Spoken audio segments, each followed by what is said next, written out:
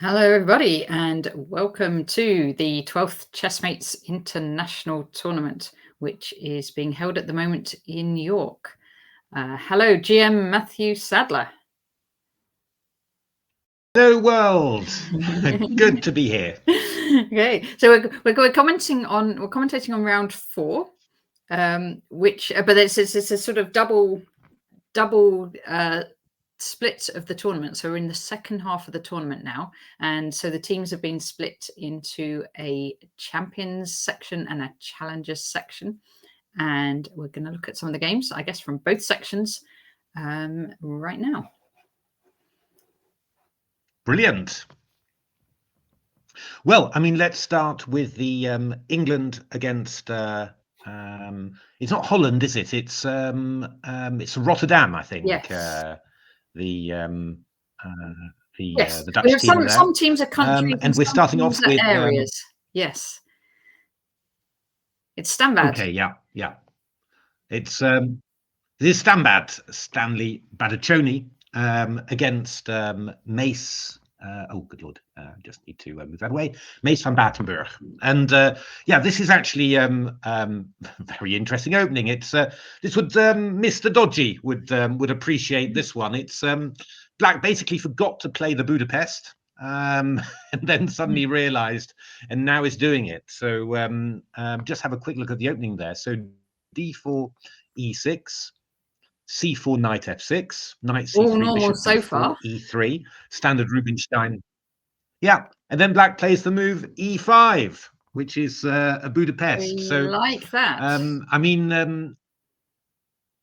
I guess we like it, sort of. Well, I don't know whether we particularly like it, but it's a hell of an idea somehow. I'm wondering whether this is is this known? I mean, it's only got one game in the Lichess database, so you know, I mean, And who that played is that one pretty game? Is it unusual the stuff. same guy? No, this is yeah, 2010. So couldn't be. You'd always say Probably wasn't couldn't be born. the same guy. So probably wasn't born or was very young. So yeah, I mean, what's the idea actually? So D takes C4. You can't play knight G4 in this particular way because obviously Queen G4 would happen. But after knight E4, yeah, I mean, what's the idea? Well, first of all, slightly unusually in the Budapest, your bishop's on B4 rather than C5, which is a bit more normal, but does happen. But you can play this sort of Fajarowicz system, and you're going to try and just take this this knight on C3. And in the Budapest, White often plays the bishop out to F4, and here you can't because of E3. On the other hand, go like Queen D4. Well, there's many interesting ideas here. Queen D4 is possible, but you probably wouldn't be too worried about that with Black. I mean, you'd probably just take and go knight C6 here, for example. You know, and well, Queen's got to defend the pawn. E5 pawn is hanging. That would probably be reasonably decent for White. But I mean, there is some interesting stuff here. I mean, Queen G4 is not totally crazy, you would say.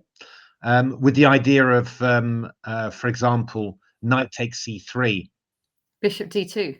No. Well, bishop D2, maybe. But I mean, I've got a few ideas here. But A3 would be the most natural here. So just hitting that bishop. Where you're going to go, not quite clear. If you go back to A5, I'll probably play queen takes G7, hit the rook on H8.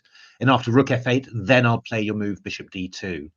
This is known from various Sicilian lines, and also it looks like something I've seen before anyway. And you're just going to win your piece back with a lot of material, of course. So that would probably be quite good. What you could do though is after A3, you could just play the move bishop F8. So you go B takes C3 then, and then you go D6, and you're just saying, well, I'm going to get rid of this E5 pawn, and you're going to have all these terrible pawns here. So this looks fine for Black. This looks fine for Black. Yeah, it doesn't look so bad somehow.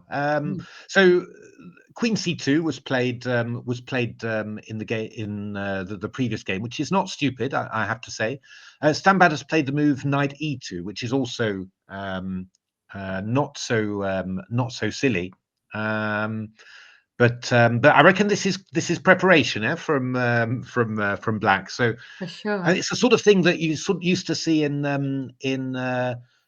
New in Chess with Jeroen Bosch's SOS systems, where he used to something opening surprises, that we're used to find stuff like this, and this looks very much like this. But knight e2 played by Stanley, knight c6, queen h4 was worth I was pointing looking out. at queen h4, yeah. It's Yeah, G3. but I guess just g3, and it's probably nothing special there.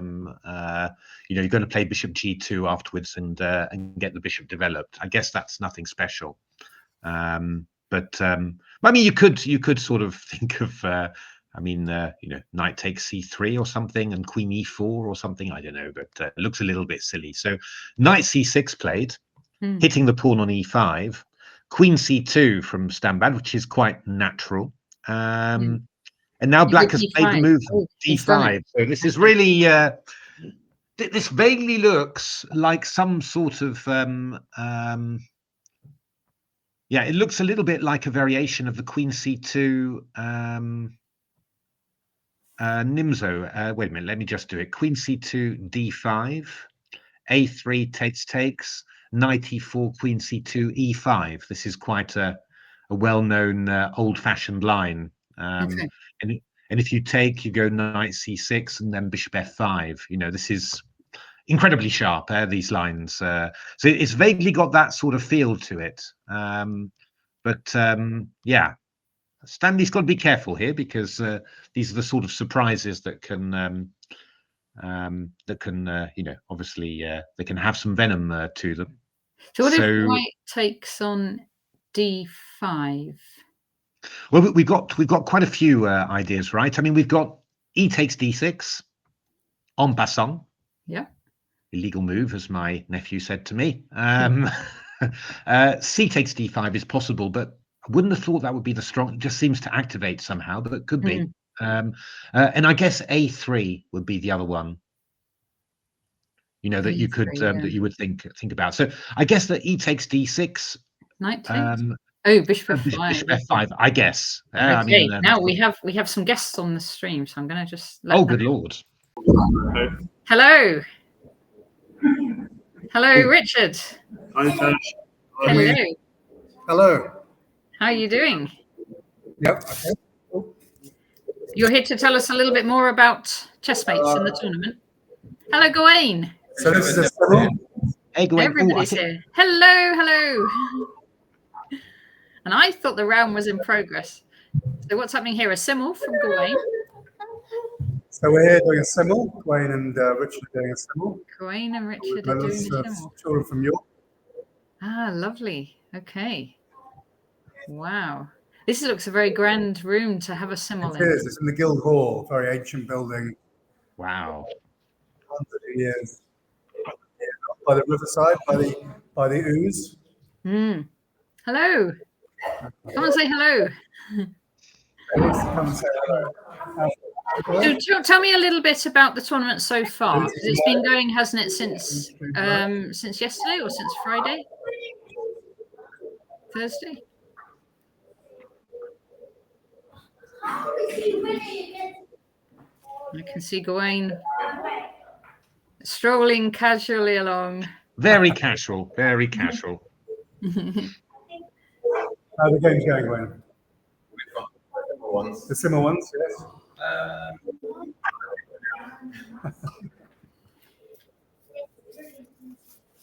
How did the tournament come about? So this is Chess and Schools Communities. Okay. Chess and Schools of Communities. We teach at a number of schools in York. We've invited schools and children from various schools. So we've got children from Starcroft and Fishergate. And and other schools in York have come along. Okay. And they've had a lesson, and we did some quizzes.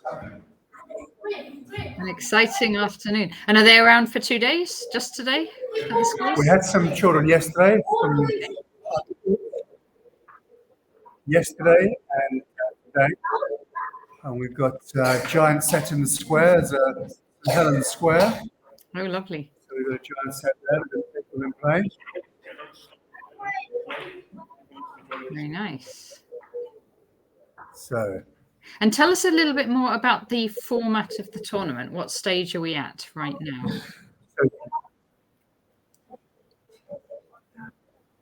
So there are two groups, and this is the fourth round is undergoing is in progress at the moment. Okay. England have a team. England in the lead, did you say? England are in the chat. There's an England team and a York team. A Yorkshire team, Yes. yeah. Yes. So we're going to follow those, but we're going to follow all the countries. So which countries are doing well at the moment? I think England is. Yep. Okay. So there's Iceland and Ireland. And Iceland and Ireland. Yeah. I can see now your chess and schools and communities. That's right. Chess and schools. Behind you. Okay. Yep. Yeah. Lovely. Can you see the banner behind me? Yeah. Yes. There we go. All right. Lovely. Thank you, Dan. And have you been doing some coaching as well this weekend? Yes, we have. Yes, we've been going through some games. Looked at a Morphy game and Botford game. Yeah. Did you enjoy that, Heath? Tell us about your game. So this is Heath, who's a student at Scarcroft. Hello, nice to meet you. How was you played a similar against Gawain and Richard Palliser? How did the game go? What did you learn from it? Castle early. To castle early. Casting early. That's a valuable the king thing. got stuck in the centre. Yeah. And ended up going on a long march on the Can be queen side. dangerous. Yeah, yeah. Eventually getting checkmated on 8-4. Hello. Who's this? So this is Griffin. He's playing because there's a Chessmates tournament and also a Yorkshire tournament alongside that. Okay, you're playing a lot. He's been playing in the Yorkshire tournament. How did you get on? How did you go? Well, I lost both times because I don't have a rating. Okay. So. Did you learn something from the games? What could you have done differently? Well, I could have defended a little. You too focused on your attack? Yeah, and thought about the opponent's move a bit more.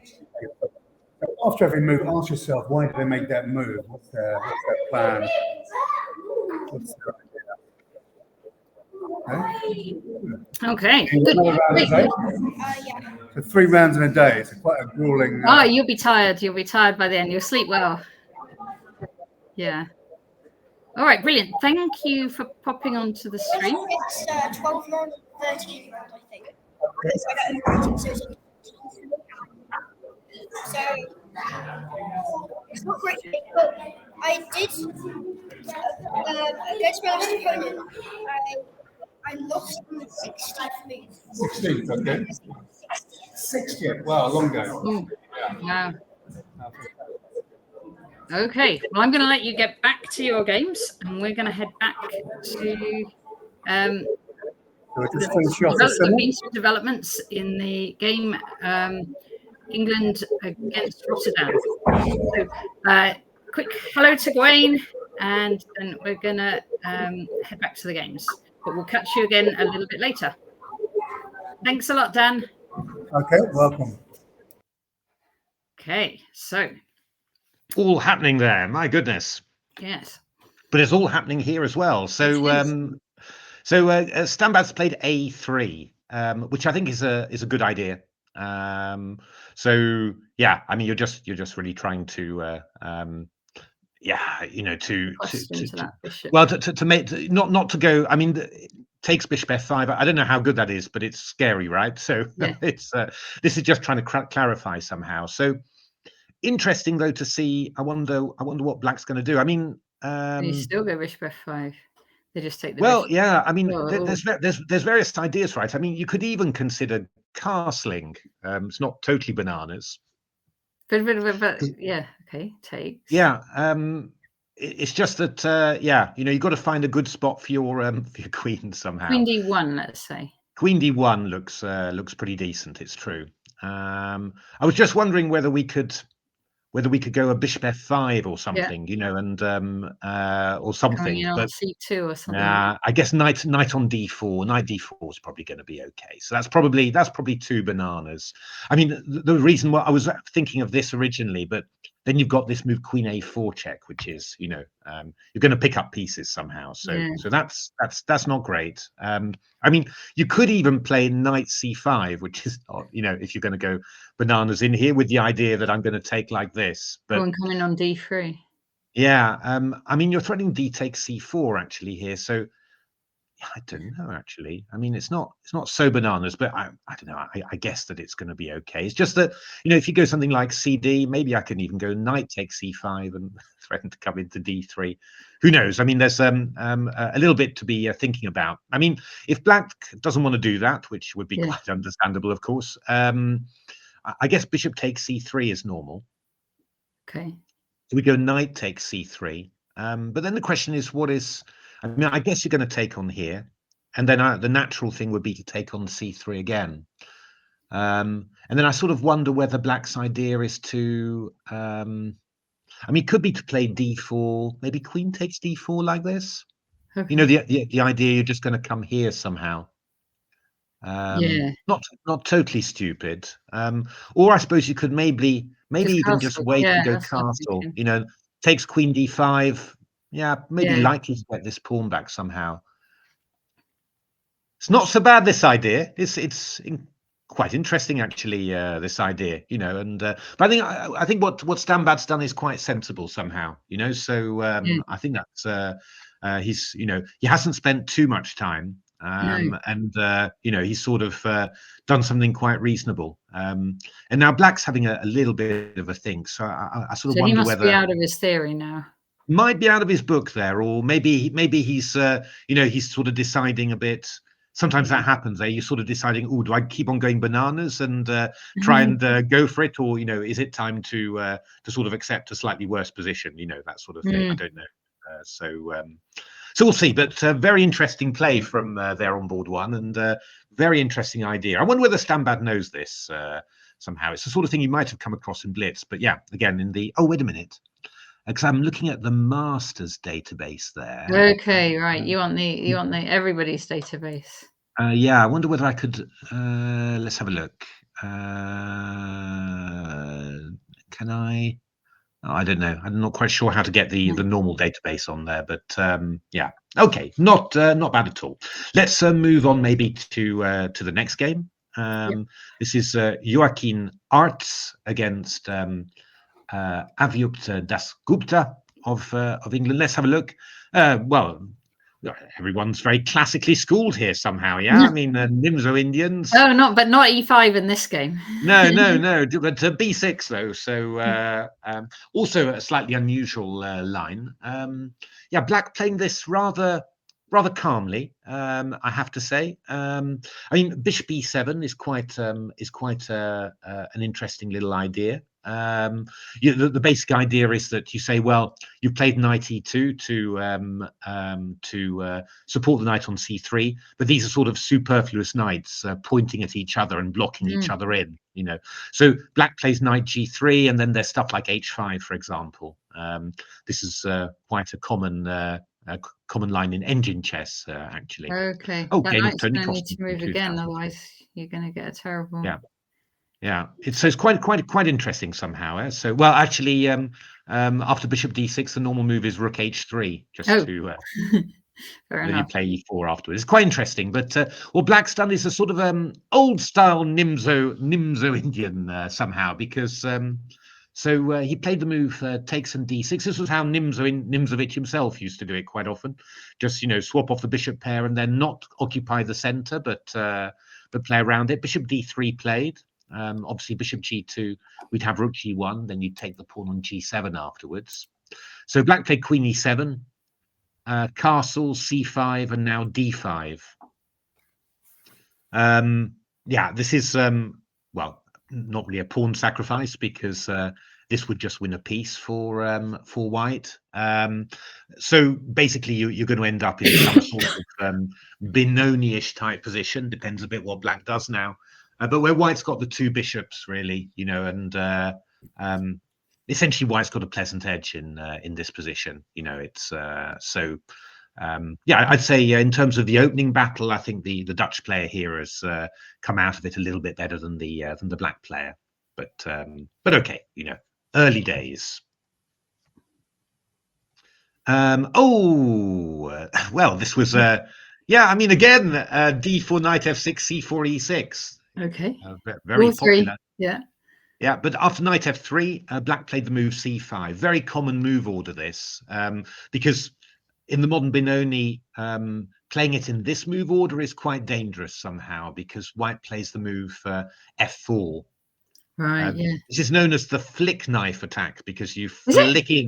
Yeah, it's true. Yeah, you flick in the bishop b5 check in there, which is a rather unpleasant move there. So thought to be very unpleasant. Although it must be said that the way that black players play it is they play this move order with d6 first of all, and after e4 you go g6, and you aim to only take on d5 later when No flick once knife. the moment for bishop b5 has passed. So that's a possible move order. But if white plays knight f3, then black can play d5, going back into a queen's gambit declined. It could play a Bogo Indian or a Queen's Indian, but a lot of players, John Ems, this was the British senior player, John Ems, well, basically went his whole professional career playing it this way, going back into a modern Benoni when white's committed himself to knight f3. So cuts out some opportunities, including the biggest challenge of the modern Benoni. So white actually played a line that I played in my youth, knight d2, very quick knight d2, with the idea of playing knight c4 and bishop f4 and attacking that pawn on d6. Lots of very sharp lines here, but black actually played quite the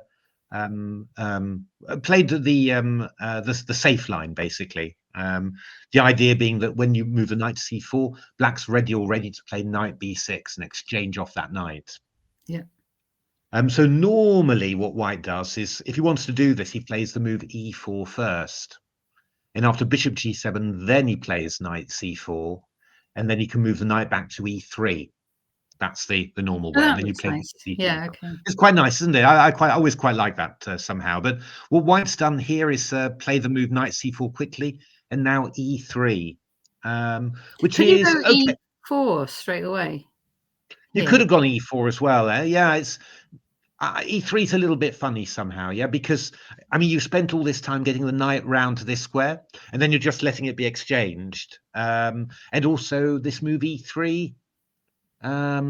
Yeah, I don't know. I mean, I think you'll be playing e4 later somehow. So yeah. I'm not super keen on the way that white's played that somehow. I think that in terms of a modern Benoni, black's got quite a decent modern Benoni, which is not always saying a lot, but it's fine. I think black's doing quite decently here in actual fact. And then finally in the last game, not another. Oh, E4, hurrah. Yeah, a very a big mainline Rai Lopez, like you don't see very often. Everyone's playing the Marshall Gambit nowadays. Everyone's playing Gawain's lines, and Gawain's here, so they should be playing Gawain's lines, shouldn't they? So everyone, that's right. Everyone's playing the Marshall Gambit nowadays, but black played the good old classical d6, and then the Breyer system. So named after who's the Breyer system named after, Natasha? It sounds like a trick. Breyer. Correct, Gustav Breyer. So a player from the 1920s. He was one of the hypermodernists, one of the guys who came up with all sorts of strange ideas. But this is actually a very sensible idea. The point is that, when you've played a6 and b5, this structure with a knight in front of the c pawn is a little bit weird. It's a little bit ugly. And the classical way is the Chigorin, which is to move the pawn up like this and get this sort of smooth flowing structure. But what Breyer did was say, hey, I can also put the knight back to b8. Okay. And not have a knight offside on a5, but bring the knight round to d7, put the bishop on b7, and then play c6 or c5. It looks quite logical somehow. And it was a favourite of the great world champion Boris Spassky. He played it an awful lot, and it's a very sound and solid system. And well, you see both sides sort of rearranging their pieces a little bit. White's knight comes all the way around to g3, aiming for f5, defending the pawn on e4, and freeing the bishop to develop. And black has played the bishop a bit King's Indian style. Bishop's coming round to g7 to attack the pawn on d4 a little bit. Black's also got the possibility of maybe breaking in the center with d5 at some stage. So white's played something slightly unusual, I think. It's a little bit quick. I think, I'm not very good on these lines, but I think that white normally plays the move b3, which is preparing eventually to go d5, but you can support it with c4. That's the idea.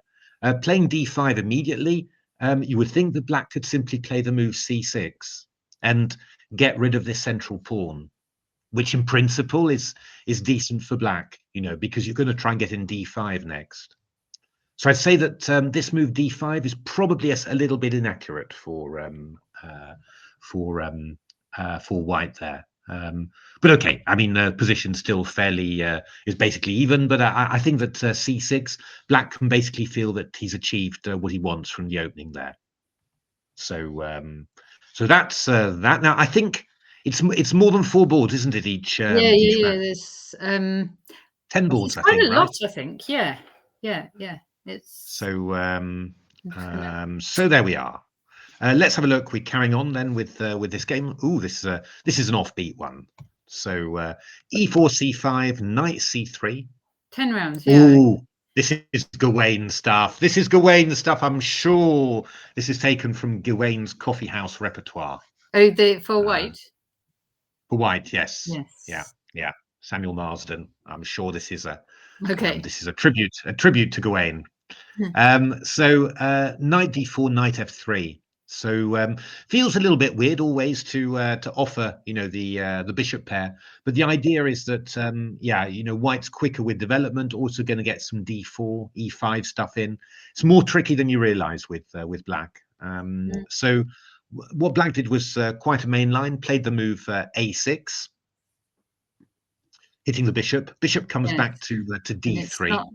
If you'd have to have castle and rook e1 in to be able to drop it back to f1. Exactly. And then, but you may be looking now to take on d4 and play knight e2, and then undermine the pawn with c3, when the bishop d3 eventually will be well placed. So black plays the clever move knight c6, and it's just a little bit weird somehow. You sort of count the tempi and wonder exactly what's happened there. Actually, white sort of gained a tempo in that. I mean, if you sort of said right, well, I'll go knight f3, a6, bishop d3, it would now be black to move. Whereas in this position, it's white to move. So white's gained a tempo, but the question is, how good is this bishop on d3?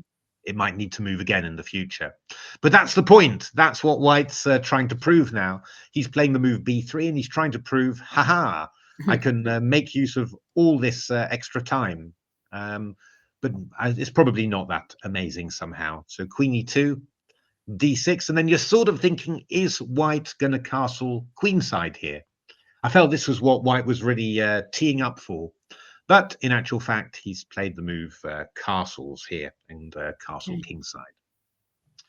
So black played the move e6, and white played knight d1, offering the exchange of bishops there. Fair enough. Which he does want to do. I guess. It's black played the move e5 here, so blocking. So wasted another tempo, e6, e5. But on the other hand, there's a d5 square for white if they want. There is indeed, but the knight's sort of moved away from it. So if you go back round to e3, coming back there, knight to e7. And now bishop c4 played. So I'm a bit confused now about who's gained and lost tempi now, because black's played knight d4 back to c6, white's played bishop b5 to d3 to c4, and black's also played e6 to e5, and white's going to end up playing knights. Probably all evens out in the wash. I think it evens out in the end. You just say, So black played the move b5 here, and white's played bishop d5. Yeah. Black's taken on d5 here. I wonder whether that was strictly necessary necessary straight away, because after all, the bishop's caught basically, right? So, you know, either white's going to take on c6, or so you might have just castled, but black took on d5, and white's taken with the knight on d5, and now it's black to move. Position's about equal, I think. I think black can be fairly satisfied with the, you know, with the result of the opening, but it's not, you know, it's not bad for white either, particularly. You know, it's just a position really. Well, Two bishops. Bishop pair, yeah. Yeah, two bishops. I mean, in principle, I'd rather take black, two bishops and all that. But yeah, I mean, white's also got going to have his pawns on the central light squares, you know, and he's got rid of his light square bishop, so it's not so bad either. I think normally I'd be sort of tempted to throw in an a4 with white and maybe try and get in an f4, you know, move my knight away from f3 and try and get an f4. The queen on e2 isn't very well placed. It's a little bit, you know, in the way of knight d4s in the end, you know, which is always a bit irritating, but okay, you know, not bad at all. You know, we'll see how that pans out. Then we've got Fleur Westerhoff. That must be a female player against Zach Welling. So Fleur is Dutch for well, not really. It's French for flower. Common Dutch name. Yeah. Westerhoff. I'm yeah. I know quite a few Westerhoffs, normal sort of you know, adult players in Holland. So you wonder whether it's a daughter of or a granddaughter of somebody. Let's have a look. So this was a Caro-Kann. Zach Welling playing the Caro-Kann. Playing a rather unusual line, it must be said. Basically, in the good old days, bishop f5 was the move, the old classical. Then more recently, knight f6, and in particular, this line has become almost automatic. Black's been scoring pretty well with it. Ugly pawns, but yeah, hard to make something of it with white. It was something that Korchnoi played in the 1980s, got great results, then abandoned it for unknown reasons. But yeah, just been really, really popular. David Howell, huge exponent of this. But yeah, Black played the move knight d7, a Karpov favorite back in the day. But yeah, very little played nowadays. So knight g5 is the main line for white. What do you think? What's the idea after h6, Natasha? We're just going to take on f7. No, not quite. Knight e6. Ah, that's the one. Knight e6 with the idea of takes. And then queen h5. With imminent checkmate. Yes. I've been playing a lot of pawn sideways variant, and it's the you sort of notice that this doesn't particularly work because Black then plays pawn e7 to f7 there. So I've got caught out with that a few times. That you know that this works is so automatic in your head somehow. But Fleur played the solid move c3. This is also quite well known. Knight f6. Then played a slightly unusual line. I think normally the way that you do this, I thought this was the normal way of playing this line c3, with the cunning idea of meeting bishop g4 with queen b3. That's right, queen b3, forking these two guys. So yeah, the idea basically is that you try and make sure that Black can't develop his bishop outside the line. Maybe queen c7 is possible, or maybe g6, but it's a slight advantage for white. Hi, Thinker Teacher. Thinker Teacher says Matthew is known for traps. Known for traps. Oh, and to watch is out. that all? Is that all? Is that all? That's it. That's Thank you. Thank you. So yeah, so this move is not so great for white. Bishop d3. I mean, e5 even is possible actually. I think just you know, making this break. But Black played something quite reasonable. Played takes. Played knight f6. The bishop went back to c2, and then a funny little move. Bishop g4. Yeah, you normally answer bishop g4 with queen b3, but of course because the bishop's gone to c2, no. I mean, knight e2. Yeah. Knight e2, knight f3, maybe knight e2 is more natural. Black. I played the slightly strange move f3 there. Bishop h5. Again, I'm really into my variants, and one of the ones I've been looking at is torpedo pawn, where the pawns can move 2 squares at once. And in torpedo pawn, this is terrible for black because you play g4, bishop there, and then f5, trapping the bishop. But couldn't you not just possible. go g4, gh5? Sorry? G4 and then just take the bishop if you can move the pawn twice. No. You can move the pawn 2 moves forwards. I mean. Okay. That's what I mean. So g4, bishop g6, and now torpedo chess. You can move the pawn to f4, or you can move the pawn to f5. That's the idea. Yeah, I got it. So, but knight e2 played bishop g6, swapping off the light square bishops, and now we've also had an exchange of queens. Yeah, I mean this is quite even basically. But as a Caro-Kann player, you should be incredibly happy with this. This is what you dream of with the Caro-Kann, which probably tells you that Caro-Kann players don't have very exciting dreams. Yeah, a perfectly fine position for black. Got complete equality there. I think a teacher's backtracking now. He thinks you're creative and. No, I'm happy with I'm being only joking, think a teacher. I'm happy with being called Trappy. Ooh, this is a sharp game. Leon Lebedev against Oscar Kopenens. Let's have a look. So, a bit of a Najdorf we've got on our hands here.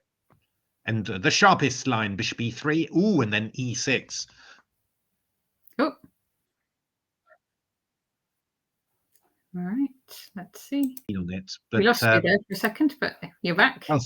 Yeah, sorry about that. I'm seeing. I don't know about you. I've just been having internet problems for on and off for a week, but not just. I've got 2 different sorts of internet, and both of them have got problems. So I'm not quite sure what. That's weird. We had some on our street. We had. Here's Gawain. Let's let Gawain in. Hello, Gawain. Hey, Gawain. How are you? I'm good, thanks. Less glare this time. We just saw that you were doing a simul just now. Yeah, I've been busy doing simuls for the first couple of days. Yeah. Cool. Lots of people wanting to play, which is good. Yes. Fantastic. How's the tournament going? 9 last night. So it's... Sorry, you're playing all night, playing chess all night. 9 o'clock last night. So at 9 o'clock. My goodness. Yeah. Okay. Busy.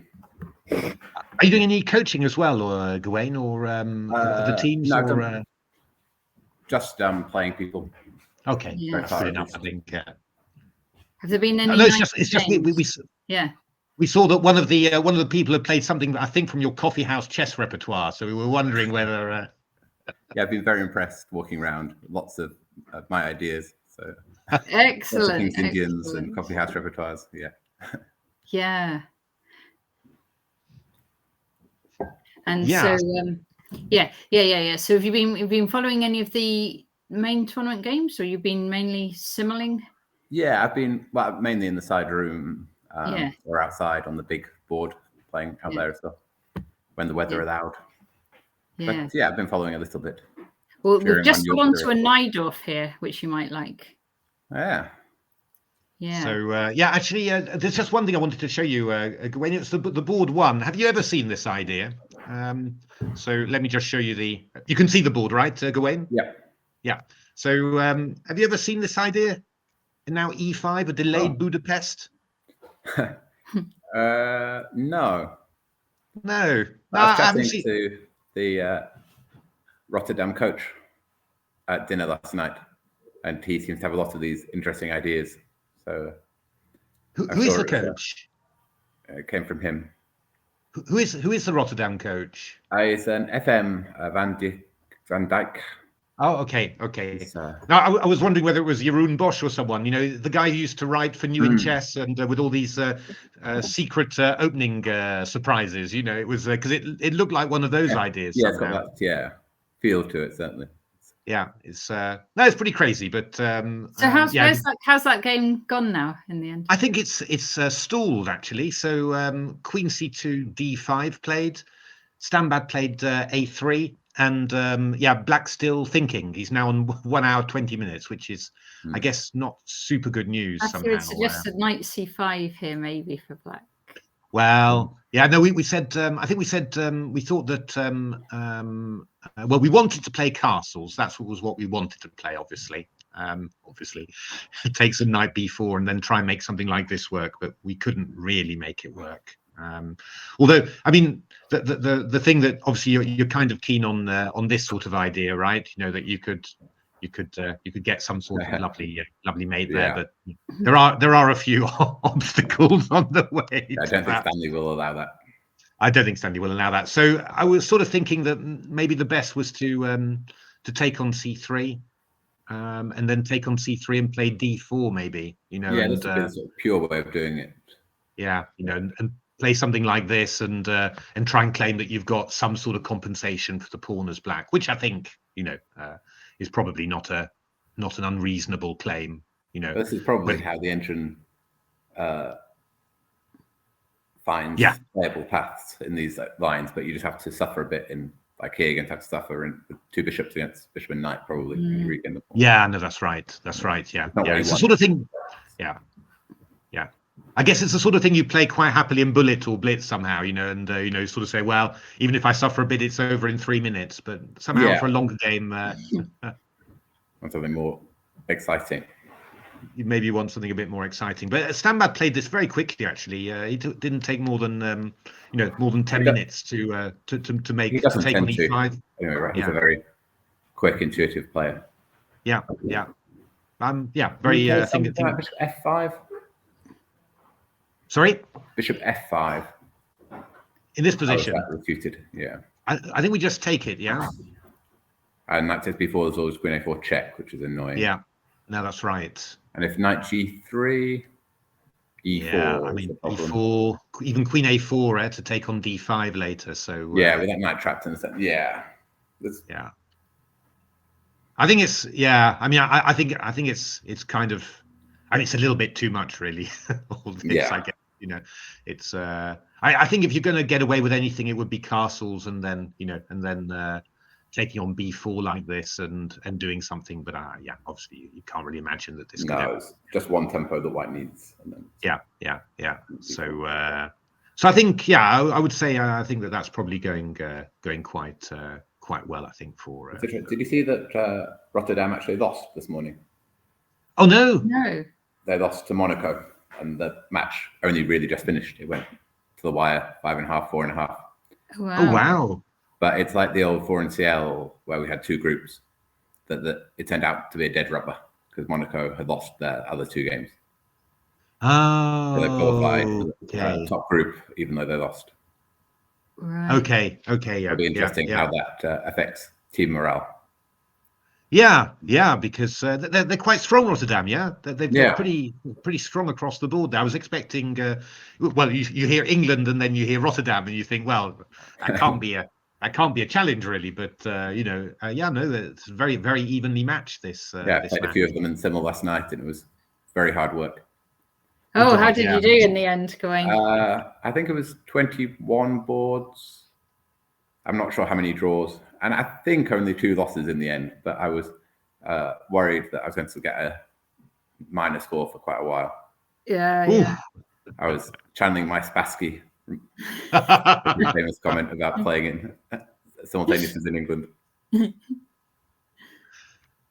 So, it's going to be definitely tough playing simuls against these sort of guys. My goodness. Yeah, so motivated and keen and all those things that shouldn't be allowed. It's let's have a look. Back to the Sicilian, back to the so we got a little Najdorf here. So e6 played, which is shows a pleasing bravery, I think, nowadays. So f3, bishop e7. That's a little bit strange. Queen d2, queen c7. Castle queenside, knight bd7. G4, knight e5. Yeah, you wouldn't normally have the bishop on e7, I guess. You'd normally have the pawn on b5 and stuff like that. But anyway, quite a brave move here. I was quite thought b3 from white, just very, very concrete move, just stopping the knight from coming into c4. Don't you want to go play like f4. d5 and get your bishop out? Well, it's possible. You want to do a quick bishop b4, do you? Maybe. Take some bishop b4. I'd be sort of surprised if you could, but Maybe you can't. Yeah. But well, I don't know. I mean, it's not. Yes, again, it's really the sort of thing that you're happy to do in blitz somehow, and but you wonder whether it's really going to work out in king b2 just to protect the knight. It's not so easy, and then knight b6 or something.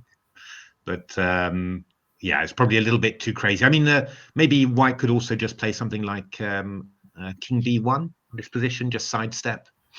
Yeah. Because then if you go bishop b4, I've got knight takes d5 then, which is classic. A classic indeed.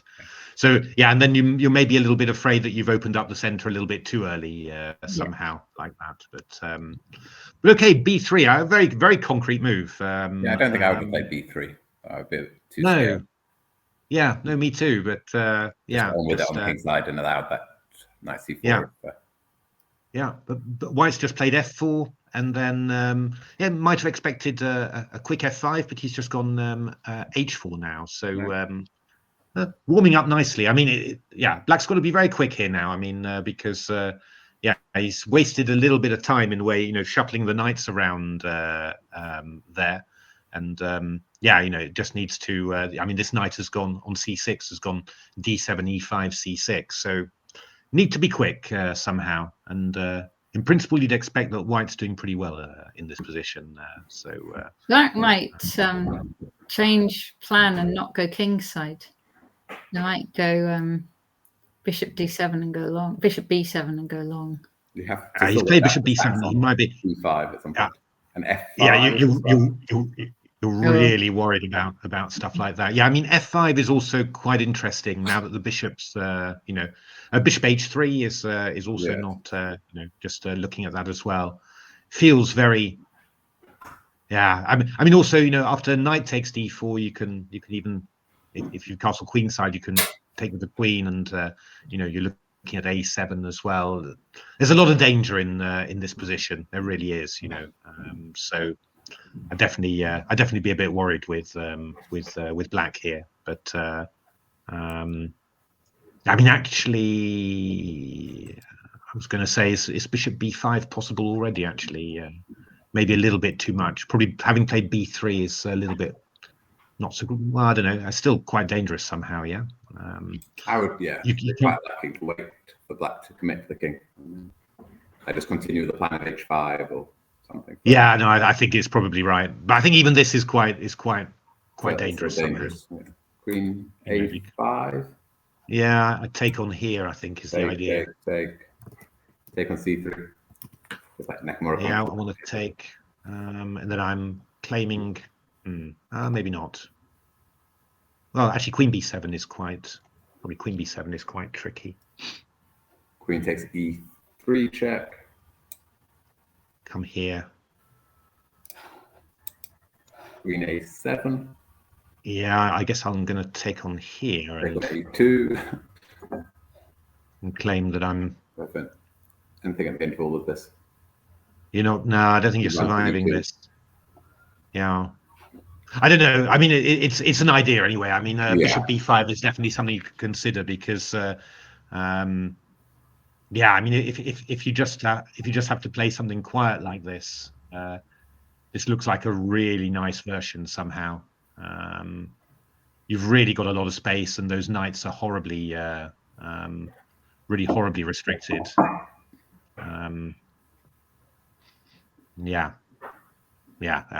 Should be very nice for white this one. Yeah. I mean, it's even nicer for white sometimes if the pawn's on f3, supporting the pawn on e4. But you've just got so much space here, so much control of the knights. I think you'd be doing very well here as well. But it's probably not even necessary. I think. I think other moves would also be quite decent here. But so yeah, that looks quite interesting. Let's have a look at Alana So this is Arda Yantur against Alana Ashton. That's not Adam Ashton. It's not a daughter of Adam Ashton's, is it? Certainly is. Yes. Certainly is. Oh no! Oh dear me. What do you mean? Oh no. Well, no, it's just I played Adam in the 4NCL a while back now, maybe 2016, 17, and I just saw him, so before breakfast, I just went for a quick breakfast in order then to get down to my preparation, as always. And he was looking after both of his daughters, giving them food and and doing all that. And then I ground Adam down for about 70 moves in a long endgame and all that. No. And I sort of thought, poor guy, and at the end I'm going to be resting and all that, and he's going to be looking after his daughters as well, and all of that. It just struck you that how life is different for different people somehow. It's but it's another. So those little daughters, presumably this is one of them who's playing chess now. Oh, that's lovely. Yeah, she's good. She's really good. Yeah. Oh, brilliant. My neighbour here in York was staying in the same floor of an apartment block. Oh, okay. Bumped into them this morning. So I played Adam's wife as well. She beat me at there was the British, I can't remember which British it was. I was playing in a rating limited category, and I played my what was it? My Cosio thingy with the knights, and she just she just won. So let's have a look. F4 played, a little bit risky. Isn't a very good combination for white, is it? Queen b6 is already very tempting. Yeah, Queen b6 very tempting indeed. Whenever this diagonal gets open like that, and the loose bishop on the c4 as well. It's but knight e6 is a good normal move, and we're keeping on the theme of I can see what's been done, and I like it. Hitting the bishop on d4. Yeah, so bishop d4 played, and then black has played a very interesting idea. E5, hitting, and then not taking back on e5, but playing the move c5. Oh wow! Queen h4 is also very tempting, right? But yeah, Queen h4 is also probably rather scary as well. But c5, I like the idea there. The question is, of course, you're just wondering whether there's always with these things. You're wondering whether there's something that can happen just temporarily whilst you're doing this nice stuff. A hit on f7, a move of e6 or whatever. But I would have thought not, to be honest. I would have thought that this is just going to be very good for black. So the idea is the bishop. Where can the bishop retreat? To e3 not. If you retreat to f2, I guess we're going to grab this. I'd quite like to start with bishop takes e5. Oh, bishop e5. You're right, Gawain. Of course, bishop e5. Big fork on e3. Even stronger, indeed. So threatening h. Oh, actually, this looks nice for black, doesn't it? Well, I think strategically, black is winning, but also I think black is winning material. Well, I could go g3, I suppose. Gawain. Yeah, I'm not. Knight takes f2 and bishop h3. I'm not sure. Yeah. No. Yes. No. This is all. You're definitely winning material. It looks absolutely true. H3, rook f2, and bishop d4. Yeah. This is just. My goodness. So. Whoa. So, do you have? Can you do anything more exciting? You can try some strange bishop takes f7 and bishop takes c5 combo. So maybe. Yeah, I was wondering about bishop takes c5. Rook f7, maybe. Rook f7 and bishop c5. Okay. I mean, I want to try and go take and a check or something. But knight takes e5 and then knight takes f7.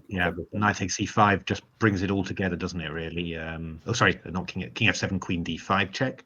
Well, then bishop e6, probably king takes. Rook f1 maybe. Knight takes is simpler. Knight takes is the move that you want, and then you're good basically. So actually, this is maybe kind of really serious. With they attack the knight. Well, promise we're going c takes d4, and then we're attacking this one as well. Yeah.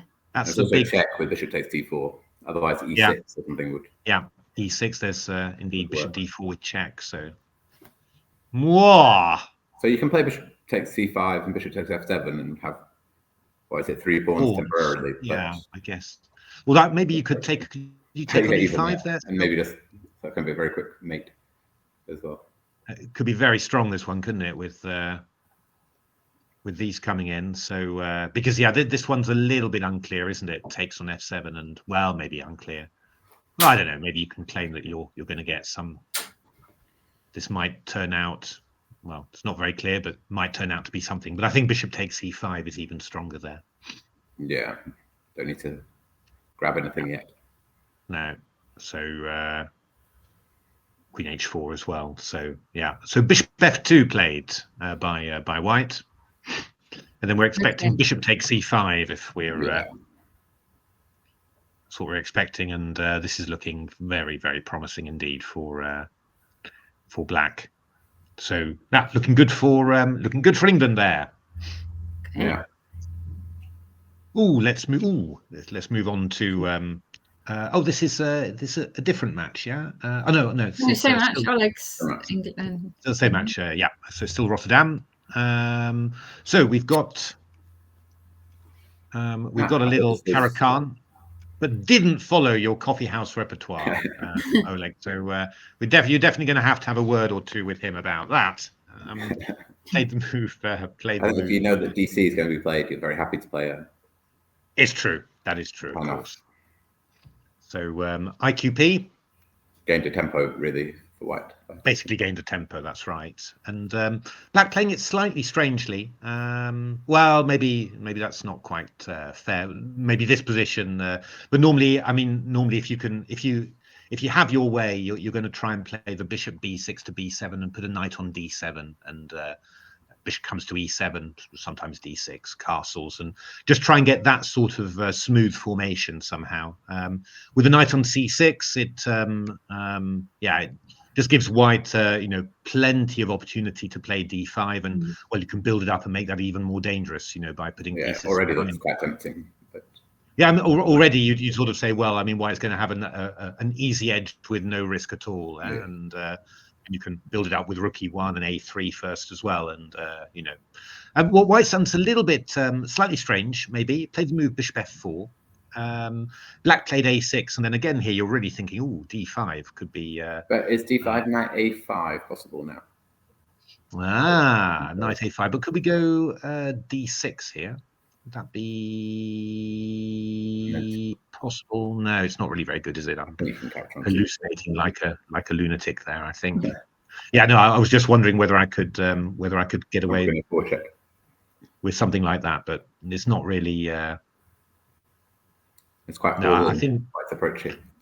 Yeah, I think black will. I was vaguely wondering whether any stuff like this might work, but no, I think we're probably going to be good with that. It's going to hold it together somehow. So that's clever. D5, knight a5.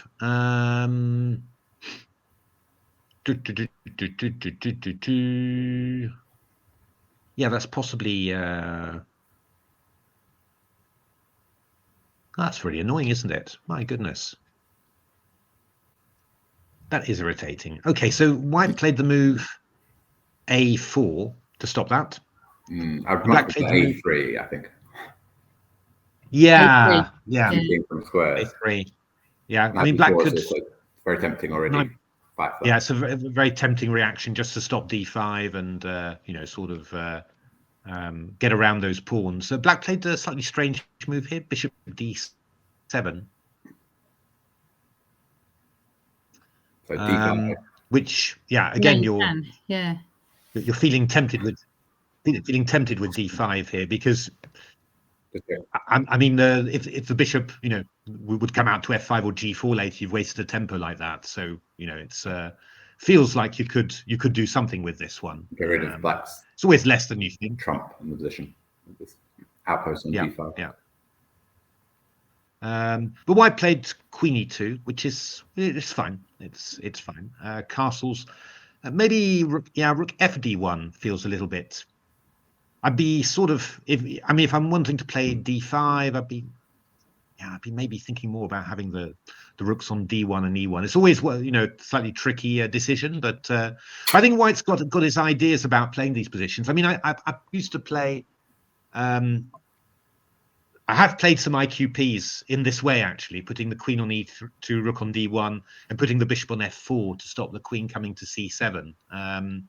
Slightly different variations. I've played this against the Karpov system, but the Nimzo-Indian. But he's looking more for some sort of queenside play, and I guess eventually playing d5 there. I guess he's quite unusual. Worried about the a4 pawn. He just wants to keep it. Yeah. Quite unusual what he's done here. It was more actually how Nimzovich was saying you should play the IQP than how it's sort of looked at in modern ways. But okay. My system. Yeah, well, no, I've been reading a book by Willy Hendricks, Dutch IM, called "The Philosopher and the Housewife," which is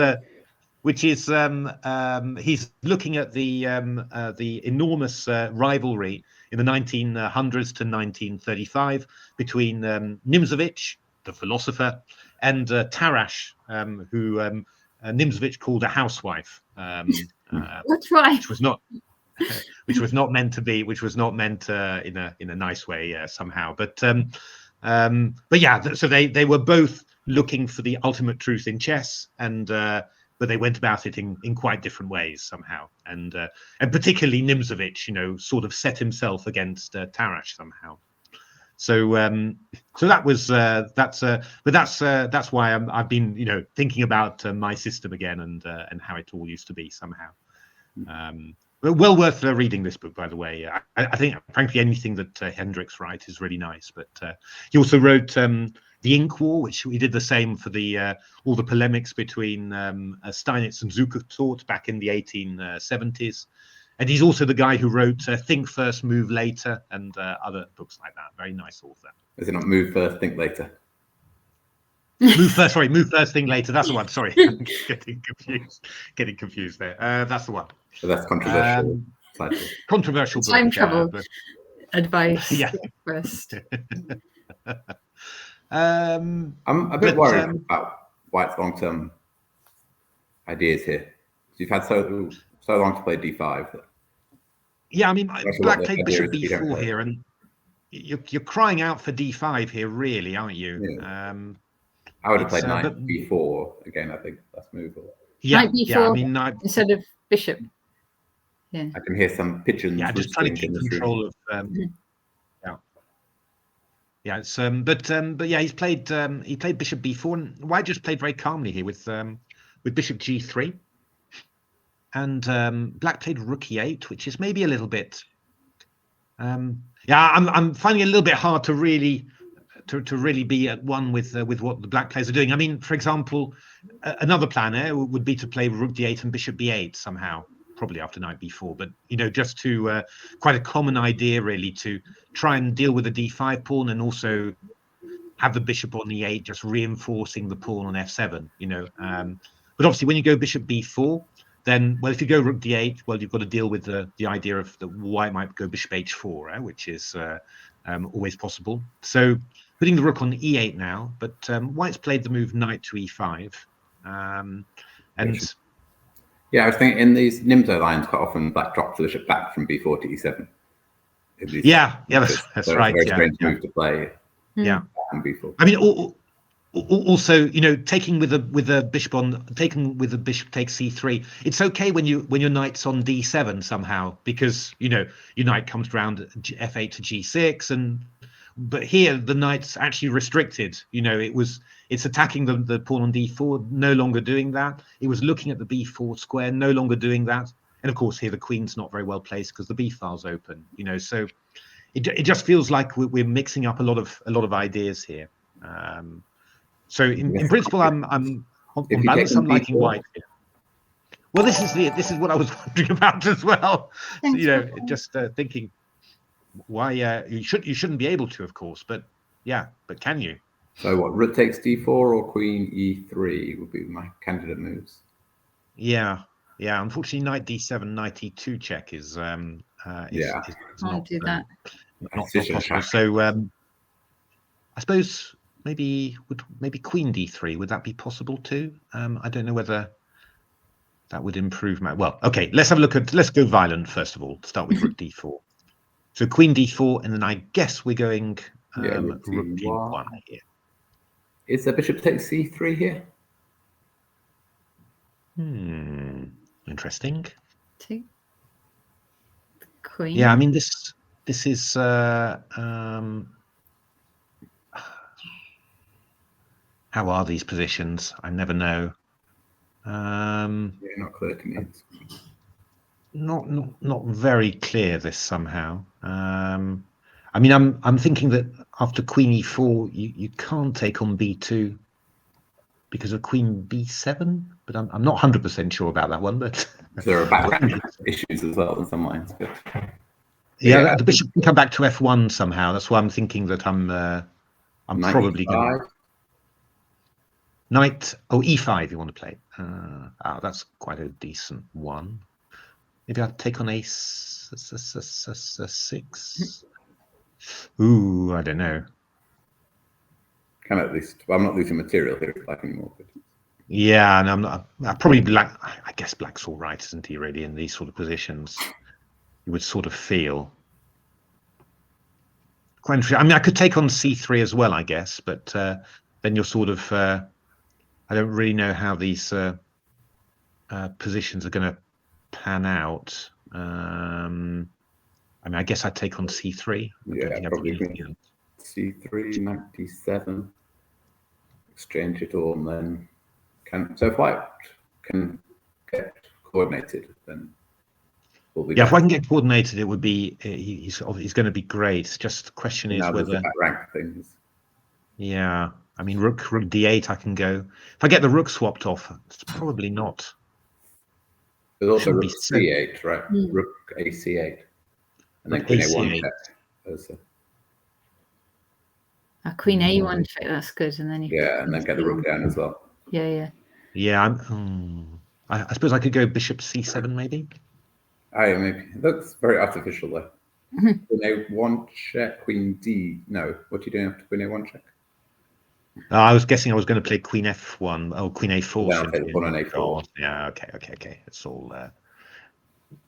This looks wrong somehow. Yeah. I need an extra. I need a pawn move somehow to on my king side to make this work somehow. Bishop C3. Yeah. I mean, should take on D4, but I mean, I suppose what I could do. I could maybe go Queen D2 or something like this. Just wondering whether I can create some danger for you. So if you take on E, take on E5, take on E5. That one feels quite drawish to me. Yeah. So you'll probably take on F6 and get some sort of. Well, I want to go Queen G5. That was the idea, but maybe you just go King F8. Yeah. C8 again. Rook A8. Rook A8. Are you just gonna try and trick me?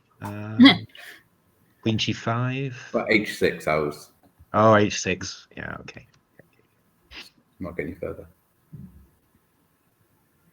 Okay, but if I take on F6. Oh, you're going Rook D8. No. I was thinking after G takes F6. Oh, you can take on. That's what I want to do. So what's happening here? Yeah, actually, you could take this. And Rook takes C4. Oh, Rook takes C4. Sorry, I've got to go. I'm going to go Queen E7, I guess. Yeah. But then I'm going to win the piece back by doubling on the first rank. Yeah, no, that's right. Yeah, that's right. Yeah. Nah, yeah. I think probably this is probably all right. Yeah. Yeah. Let's have it. Let's. You don't need to take B4. Yeah. Let's have a look. Strange that it wasn't clear what black was doing, so I had all the time in the world, it seemed, and then lashed out with 95. Yeah, no, it's true. Yeah. H3 or something. H3, H4, anything you wanted really. It's so let's have a look. I'm assuming then that here we're going just bishop C5. Yeah, knight. What's that? Knight E4. Oh, knight E4 is a nice one. I wonder if maybe should we maybe put the queen on D3 actually? Would that help? I'm just wondering whether this would be, at least there's no discovered attacks. Although that might not be too dangerous. Who knows?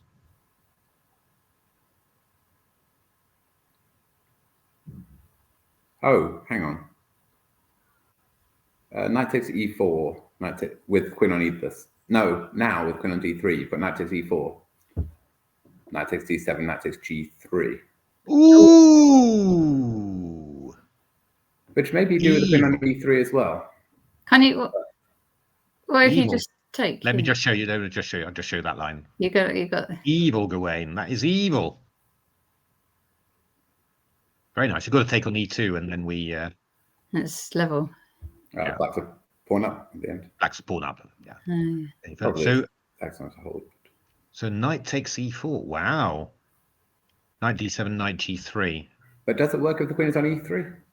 Well, I mean, I could maybe take on here, right? On g3 simply.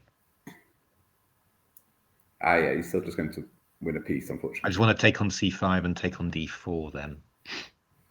Yeah, I was hoping I had something there, but no, you're right. This is not. It's a gorgeous idea. Jesus. No discovered knight move.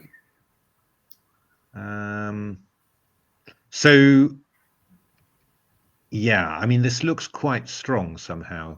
Because I'm just threatening knight takes c5 or knight f6, winning something. So I guess I should probably bite the bullet.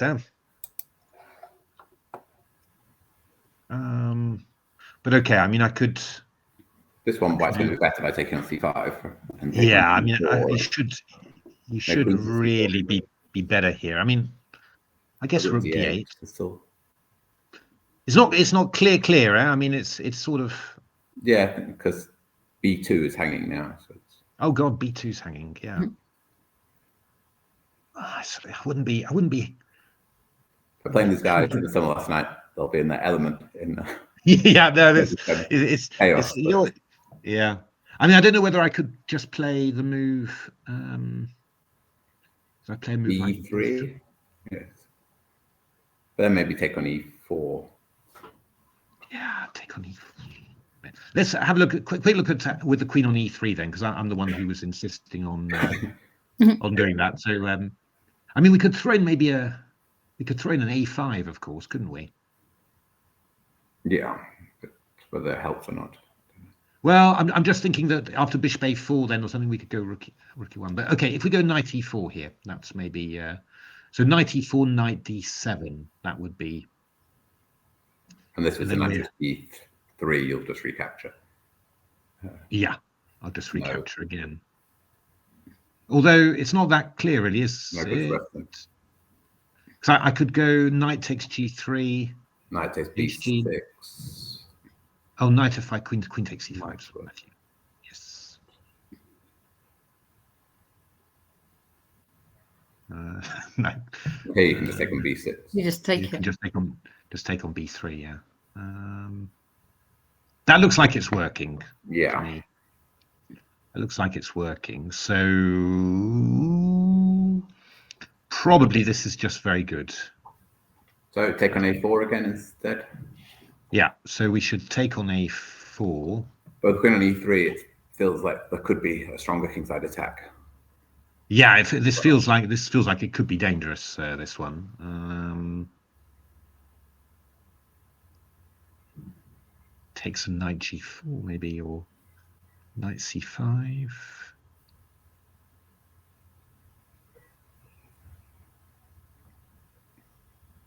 I mean, you're sort of. I could go rook d1. I could go rook d1. Yeah, I guess rook takes d1 and take on d4, and white should be. Yeah, well, there's 2 pawns. It's two. It's not. Pawns, yeah. So it's not 100% clear somehow. You'd be expecting something. I'm just wondering whether I could just, if I threw in a5 first of all. But these positions are so complicated to try and calculate. And maybe I should be throwing this with it. So if you take on b2 after a5. Ah, you want to take on b2? Okay.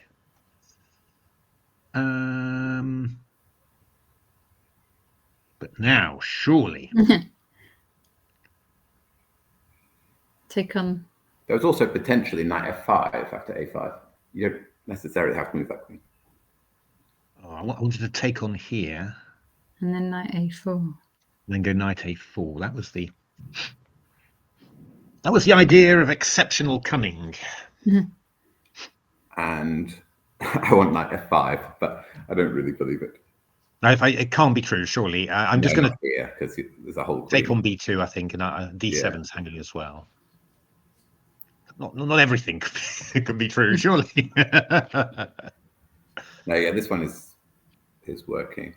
This one looks like it's working. And if you started with knight f5 here, is that completely ridiculous? It should be, Gawain. It really should. There's any queen e2, and then the bishop. There's any justice in the world, this is just not a move.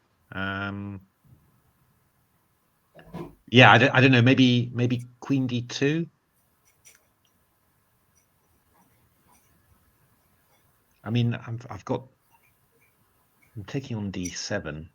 So queen. I mean, you could go back here, couldn't you? I think. Maybe. I think queen b4 to hit the c4 bishop. Oh, queen b4. Okay.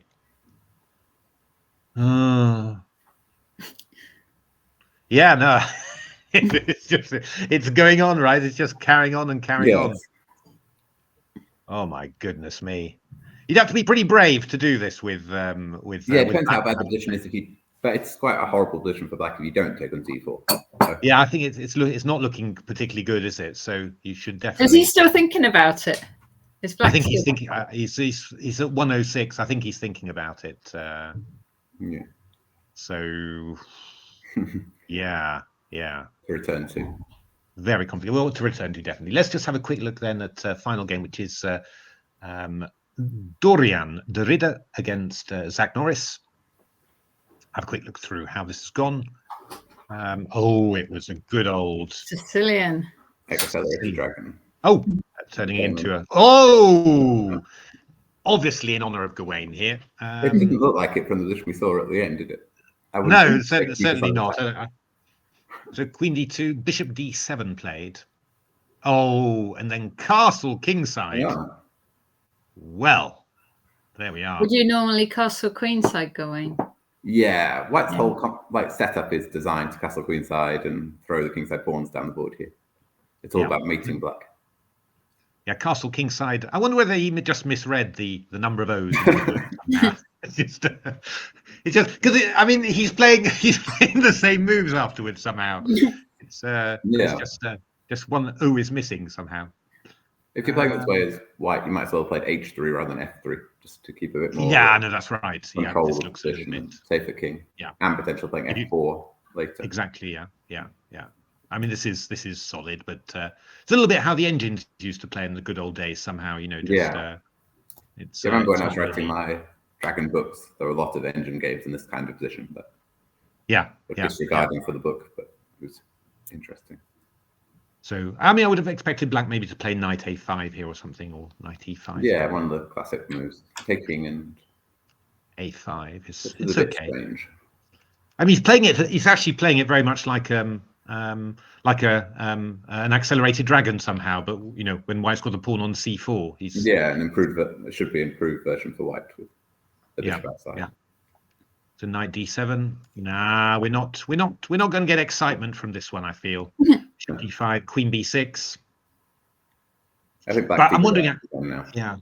But actually, Dorian doesn't seem to have a rating here in actual fact. So he's maybe, whereas his opponent's 1929. So maybe he's sort of, just trying to keep it tight at the back and keep the position together. I think.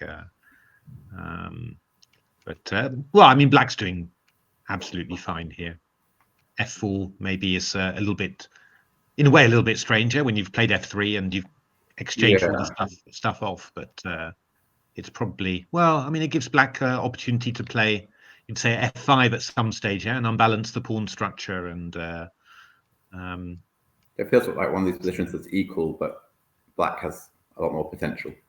Whereas white has to sit there and wait and react to d5 or e5 or f5. Yeah. I mean, I'd be sort of tempted to play a little bishop d7 just to hint at maybe a knight takes a4 or something. But that's just a trap, Matthew. He went the other way. It's true. It's just a trap. All that I do. So this is this really knight takes e4? Are you going d5 at the end? Are you? You are going d5. Yeah. Wouldn't have been my first choice necessarily, but maybe it's a bit better. But do we have? I mean, I'm just a little bit worried that there's some tactics, but maybe there aren't. I suppose black is playing DE regardless because the rook is hanging on D1. Oh, the rook's hanging on D1. So yeah, it's not. I didn't like the look of it initially, but maybe it actually was well timed. It's maybe a slight edge. Yeah, I think. You have to play bishop, something like bishop takes D5. Yeah. Then I guess we're gonna. The white remains very solid, but bishop against knight with pawns on both sides, you can. Yeah, you got these pawns on light squares for the future. Yeah, I mean this must be a little black edge. Yeah, I thought it was wrong somehow, but it's probably not so. Probably a decent decision, I think. The knight is on a horrible circuit. Strangely, it just can't get to. Yeah.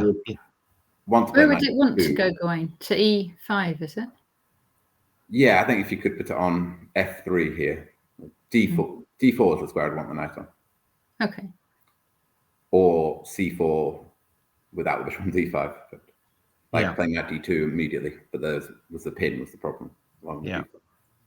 C2 pawns hanging. Yeah, I don't know. I mean, it's a bit awkward, a little bit. Yeah. No, this is actually quite. It's a decent decision. Yeah. So you're a bit surprised at clarifying somehow. You sort of think, oh, I could, sort of milk this structure for a while and maybe get something more. But yeah, I mean, clarifying it is looks like it's going to lead to a slight advantage for black. So yeah, that's fair enough. Yeah, nothing wrong with that. Interesting. There's some more boards in this match, right? Yeah, we've gone through all 10 there. So that's all 10 now. We've got the other teams as well. Remember? Yeah, the other teams. We check out. Do you have both the? We could do the York team as well. Let's do the York. Let's do the York team. Let's do the York team. It's here we are. It's Aaron Rich, isn't it? They're playing Iceland, aren't they? So all right. Let's just. Okay. No, we've got to show that if it's a dragon then. So knight takes. Oh, good lord! Yeah, Queen D4. This is. This morning he had this position with knight C3, knight F6, and then take on C6 and E5. Aaron. Okay. He's obviously yeah. This is funny enough. Yeah. This was one of when you ask Leela, when you get crazy Leela to suggest odd things, then this one did pass through. I noticed, but wasn't amazingly impressive. It must be said. It's just a funny little line. But the knight F6, E5, knight D5, and E6. Ooh, is this a thing? Well, it's not really not a big thing, but you're going to end up with a slightly better pawn structure somehow. What do you do? F6, yeah. F6 isn't anywhere near as bad as it looks. It looks pretty weird. Yeah, black's going to get an E5 with some tempi. So, but white's claiming that black's got an isolated C pawn, and black's claiming that that's not really a particular problem. So, I can't remember any theory on this, but E5 immediately is what I would be playing. I'm not sure the bishop belongs on the long diagonal anymore. Yeah, this looks like a very nice thing to do somehow. Black played maybe a little bit calmly there, and then played knight B6. I mean, I guess this is what white's sort of aiming for, really. I think this is probably the sort of the maximum you could hope for from this line. You've just got a slight structural advantage. You're going to hope to catch up with development and maybe do something a bit later, So he played bishop E3, bishop F5, knight A3, rook D8, bishop F3. That bishop's sort of in the wrong square, isn't it? You want to be playing E5 and F5 here, black. Yeah, no, I mean, Black's actually, Black's not really putting his pieces very successfully either. And well, you've also got the feeling that this knight could get, a bit restricted as well somehow. So, in general terms, this is, Black's wasted a little bit of time here somehow. We now get a rather strange episode This knight here. A3 is a terrible piece. It is an awful piece, yeah. So it's well, it's all gone a little bit strange. But G4 was played, and I imagine Black played the move Bishop F8 now. But I imagine I imagine it was because he was afraid of this, I guess, maybe, or maybe, I guess. But yeah. What? But then you can go, Bishop F8 then, or not? G4's hanging, of course. Yeah. But maybe we're going to take off like this and go knight C4, yeah? Yeah, I mean, although you could have started with Bishop F8, right? I could have started with Bishop F8. It's just going to be a draw. Bishop F8, yeah, okay, yeah. But unless knight C4. Be a bit optimistic as Black, even a pawn down, but probably it's just going to be a draw.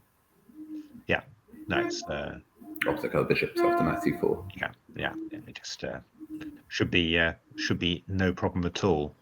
But I guess that's what he was. That's what he was worried about. I can't think of another reason why you wouldn't just play Bishop E6 otherwise.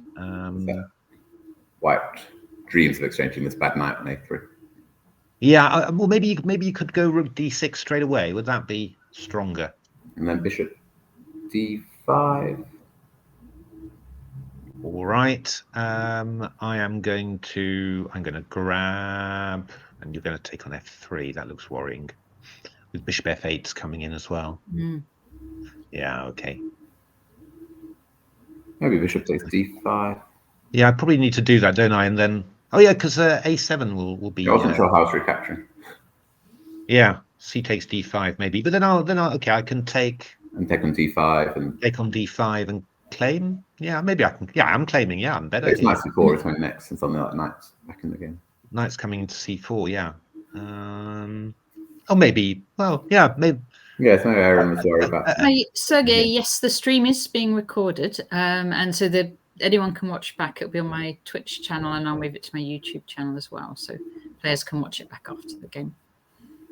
So G4. So Bishop F8 was played anyway, which is obviously going to be a definite win for White to get the two bishops in return for that knight there. So he took on G6. I wonder about that actually. Yeah, I'd prefer Bishop E4, right? To try if I could, I'd definitely be looking to try and get that working first. Bishop E4. He took on G6 and played the move C4, which is that's a good move. I guess threatening C5 here, possibly. You're never 100% sure about these things, but I don't know.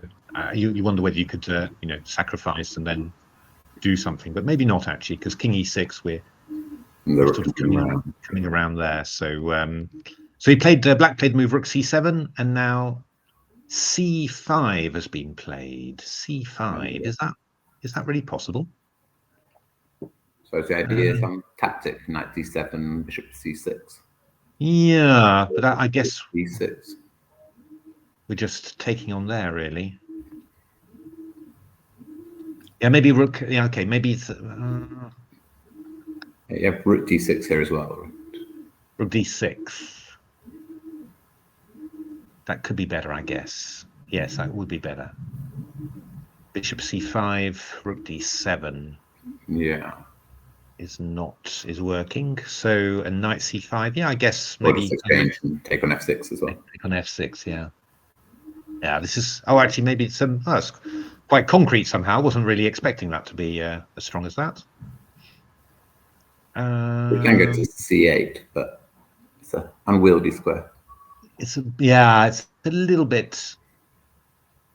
Maybe check play H4 or something like this. I don't know. Got to work out how to defend this C5 pawn, of course. Yeah, so I guess you try F5, F4, and yeah. it's still a very committal move, C5. Yeah, it's very, very, very committal indeed. Somehow it might work, but somehow you sort of feel that it needs to be. Oh, knight d7 has been played. Okay, so now rook d6 is the move we're worried about. Now rook d6 is what we're thinking, and that is going to be quite worrying, I guess. I mean, I suppose you should go king to f7. I suppose you should go.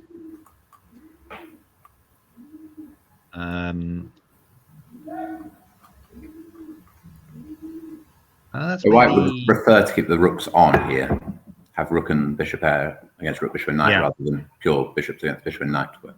Yeah, he's played rook d6 actually, but yeah, I'm not sure. Yeah, I mean, bishop c6. I go knight takes c5, and then we need to. I mean, we can organize ourselves somehow, I suppose. Maybe bishop b5 or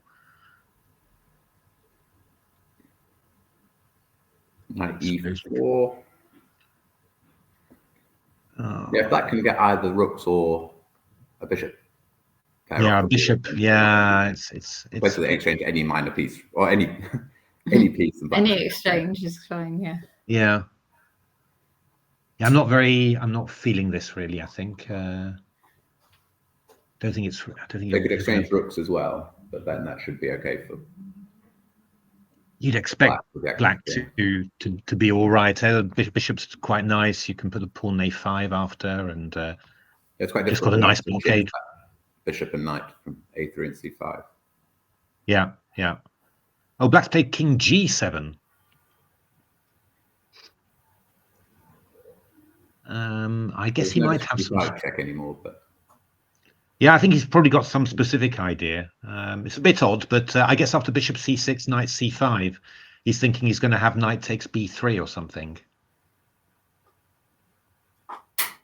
Maybe he's right. He's maybe right. Yeah, yeah. No, it's a little bit strange, but you can also offer to a draw. Like if you just play do that and then just swap off at the end. c5, and if you want, make this draw. Yeah, yeah. Yeah, I think this was all a bit too early, right? I think what he's done there. I think he had probably starting with here, just bishop e4 and keep the control was kind of nice somehow. Yeah, you can maybe bishop e4 and c4 and start taking away squares. Yeah, and just in general, you can think of all sorts of stuff you can do from that position, but yeah. Maybe he was worried concretely by bishop e4, knight d5. Possible, yeah, it's possible. But we've got, I mean, we've got a7 as well as a possibility, and there is a knight c3 jump. Oh, knight c3 jump. You're absolutely right. I was wondering even fg6 whether you can play knight c3. Oh God, that's evil. Surely not. There's some bishop f5, but that's going to be a draw. King h8. Yeah. Probably. Yeah, even with it. Yeah. That was nuts.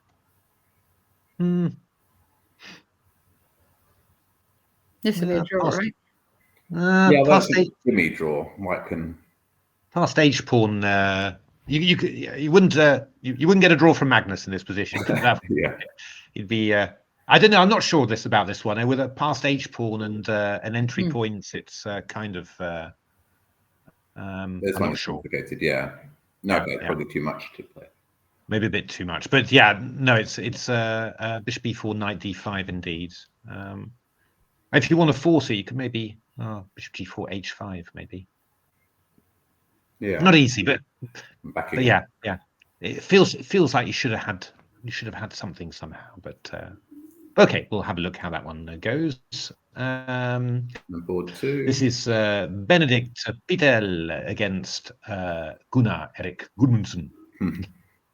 This looks quite nice somehow. Presumably, or is this French defense? French. It looks like a French defense, doesn't it? it should be just very nice for white somehow. I mean, you want to protect this this pawn on d4 somehow, and then get your knight to some good places, get those kingside pawns rolling, and yeah, I mean, you would expect A5 this. pawn might drop as well. Yeah, this is a good yeah, that's a good reaction from black at least to try and lighten things up somehow. But yeah, I'm not quite sure what. Yeah, I probably should take on f6. You probably don't. Probably.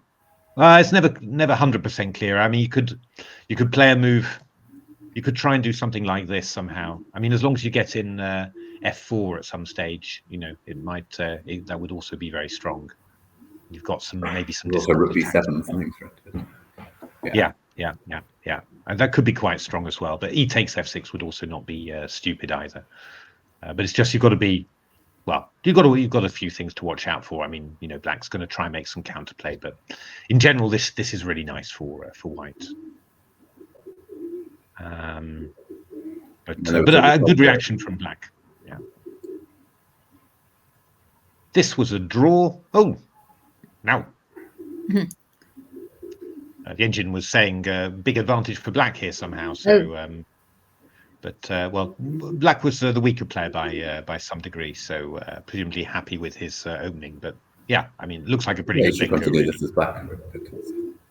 Yeah, it's quite nice for. What opening was this? A Benko? Was a Benko, I think. Yeah. Oh, d4. Oh, yeah. Maybe. I think I lost to Toby. Oh, in the simul. In the simul, yeah, in this line. Oh. He played very well. Yeah, these sort of lines are quite. They're quite awkward to face as white. I have to say. It's just. I mean, they're also playing the Benko nowadays with well, engine style there, just with a quick e6 somehow as well. Yeah. And actually, that was the way that the first Benko gambit. Oh, quiz question for who played the first Benko gambit? Mr. Benko. Yeah, I'm guessing not. No. No. No, not Pal. That would be too easy somehow. No, you either know it or you don't. Is it the Volga gambit? Was it some? No, well, that's only if you want to annoy Benko, but it's a famous story that the Fed, John Fedorovich, went up to Benko and said, you know, oh, that Volga gambit is really good, you know, but just to annoy him. No, the player who first played it was the Swedish player, Gideon. I've got pronouncing this completely wrong. Do apologize, Swedish people. Stoltz, very good player in the 1920s and 30s. I mean, actually, Sweden in the 1920s and 30s was amazing. They came up with so many theoretical ideas in the semi-Slav and the Moran and everything. But yeah, he was the first person. It's Stalberg against Stoltz in 1927, I think, first game. But okay, yeah, these lines are quite they're just quite tricky for white to deal with always. And yeah, actually, the engines are not. The frightening thing is that the engines are not even. They're barely giving any advantage for white somehow. So. Well, he lost it. Did he lose the tempo by taking on b5 with the knight and coming back again? Yeah, I think he probably did. It's going to be quite good. Yeah, I mean, I think what are you doing? Is it e4 or are you taking on e6 and waiting to get chased back? I think somehow, but I don't know these lines very well somehow. But yeah, I mean, it's quite yeah. I mean, certainly you end up in this sort of position, and you just sort of say, well, you know, black's just got lovely, sort of very easy play somehow, and yeah, white really played g3 to deal with a threat against the pawn on g2 there, and yeah. We've got a question from Matthew. Could Leela Zero playing black defeat Magnus Carlsen using the Benko gambit? Yes. Whichever gambit, yeah, whichever. There's quite a lot of scope. I think there's quite a lot of scope for defeating human players somehow.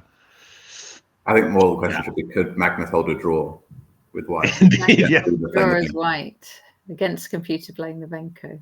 Yeah. And Matthew is definitely the specialist. What do you reckon, Matthew? Doubtful. Yeah, no, doubtful. Could Magnus? What would? I mean, it's what, just what the, odds would Magnus need the problem with playing engine. against an engine nowadays? That's a horribly depressing question. Well, I mean, it depends. Yeah, it's a depressing What question. I think it's. I mean, if you. Well, I don't know. I mean, if you see what Leela at night odds is doing, even it's quite. I mean, in general, you would say that if you gave, it all depends on the time control as well, right? I mean, if you give, Magnus night odds and 15 minutes for the game or something like that, you'd still think Magnus is the big favorite there. But yeah, I mean, it's really Leela giving peace odds is unbelievably strong. It's the results it's making on Lichess with all the Leela night odds is incredible. Even Queen odds is scoring quite well. So just imagine. Yeah. So yeah, no, I mean, just human against. I mean, the night odds. I think odds chess is really nice. The Leela bots and all that, really interesting. And I think you can learn a lot from playing against them. But it is incredible what they're doing. And yeah, there's they're looking to do a new match because the funny thing is about the way that the engines do. Just small digression. I'll try to make it quick, but the way that the engines actually do the night odds is it's important for them not to calculate too much. They have to calculate only a little bit because otherwise they get depressed and stop believing in their possibilities. They need to calculate just enough to find interesting, sharp stuff, but not so much so that they get depressed, refuted, and then they don't know what to play anymore. Which is kind of, in some ways it feels kind of human somehow, which is always makes you laugh. But they've approach it. If you've got a lost position, right, you no longer care about calculating to the end. You just, that looks dangerous at least. Exactly. Yeah. And that's how they need to do it. So they've been now, but the Leela guys are always working on new stuff. So they've tried to come up with something where the engine can calculate just a little bit more than it used to. So yeah, it's going to be looking for some willing people to play another long play match. Joel Benjamin played a match recently against Leela with 1.5 hours and. I think was it 15-30-second increment or something. He won 4.5. Gawain to try a match having an odds against a computer. Feels like you can't win much out of that, really. Playing a computer again, I feel it's quite depressing. So. Yeah. Now, if you're interested, I think they are looking for people, but it's for a long play match against Leela, but with night odds. But it's.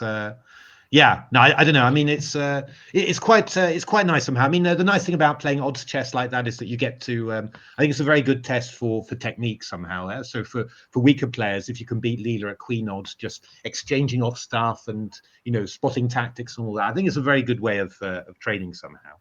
Okay, Darren Newton's asking no castling odds, so Leela's not allowed to castle. Human player can. I think that won't be enough still. No. Not enough. You need a fair amount somehow. It's I mean, a long time ago. I mean, Hikaru was trying, rapid odds. He was playing against Komodo, which is, then was much weaker than the current engines now. And even with pawn odds, he was suffering terribly. Double pawn odds, I think he was suffering terribly as well. So, it's. Now you don't realize how strong engines are because you look at sensible lines and you sort of say, oh well, I think a little bit like that somehow. But when you actually have to play them, it's a different. It's kind of. White's having trouble to castle in this game. I'm just noticing now. Yeah, no, this looks. I had a game a long time ago against Julian Hodgson when I was little, and well, he was much stronger than me, and I got into this sort of situation somehow, and it was horrible. The diagonal piece is going crosswise, isn't it? Yeah, very cross. So no. So this turned out really horrible somehow. Yeah, it was castles. White played bishop f1. Takes. I think you can't take the pawn on d7, right? There's some pretty line. Must be some tactic like that. So, but yeah, they agreed to draw a few moves later, which I think was the black player was a little bit premature somehow, but. A good opening choice. Yeah, worked very well. Let's have a look. What have we got here? Oh, we've got some sort of Queen's Gambit declined somehow, where black is. Did black really just play bishop a6? He did. Yes. No. I was. I was thinking exactly the same thing as you, Gawain. It was. He did. I think he's teeing up for bishop c8 takes h3. That's my. I recognise. I feel this guy somehow. But So. You got the bishop on the best possible square on the board, and you. You just want to sack it. That's what you want to do. Yeah, that's true. I think to f4 is going to come rather too quickly for the plan to work. Yeah, no, it was. It did feel like the bishop should remain there somehow, but yeah, he's played bishop a6. I do think he's aiming for bishop c8 takes h3, but yeah, maybe he wants to move the knight round there. Maybe knight. He wants the knight in, does he? Wants to move the knight in there. You can't really do that now that you've moved your bishop away. With the open d file, it's not. Yeah, it's a little bit risky, isn't it? No, I don't know. Then I can only think of that bishop c8 is the idea somehow, because having I don't want to be bishop a6, bishop d3, and now very logical, yeah. So yeah, I think bishop c8 takes h3 is the idea. I'm willing to take bets on that. It goes with rook h5, certainly. It goes with rook h5, doesn't it? Really, no, it's true. Oh, that's an interesting one. Oh, I'm hoping. Is White going to castle? Well, I'm hoping he's still got castling rights. That's what I'm hoping for. So, oh, and knight f6, Nimzovich, Defined. So knight c3 played. Not such a bad move. What are they doing nowadays? This is the line that they're supposed to be doing, isn't it? Knight e4 is what they're doing. I think that's in coffee house repertoire, isn't it? As well, Gawain. I believe it is. Yeah. And then knight back to c3. Basically unplayed when I.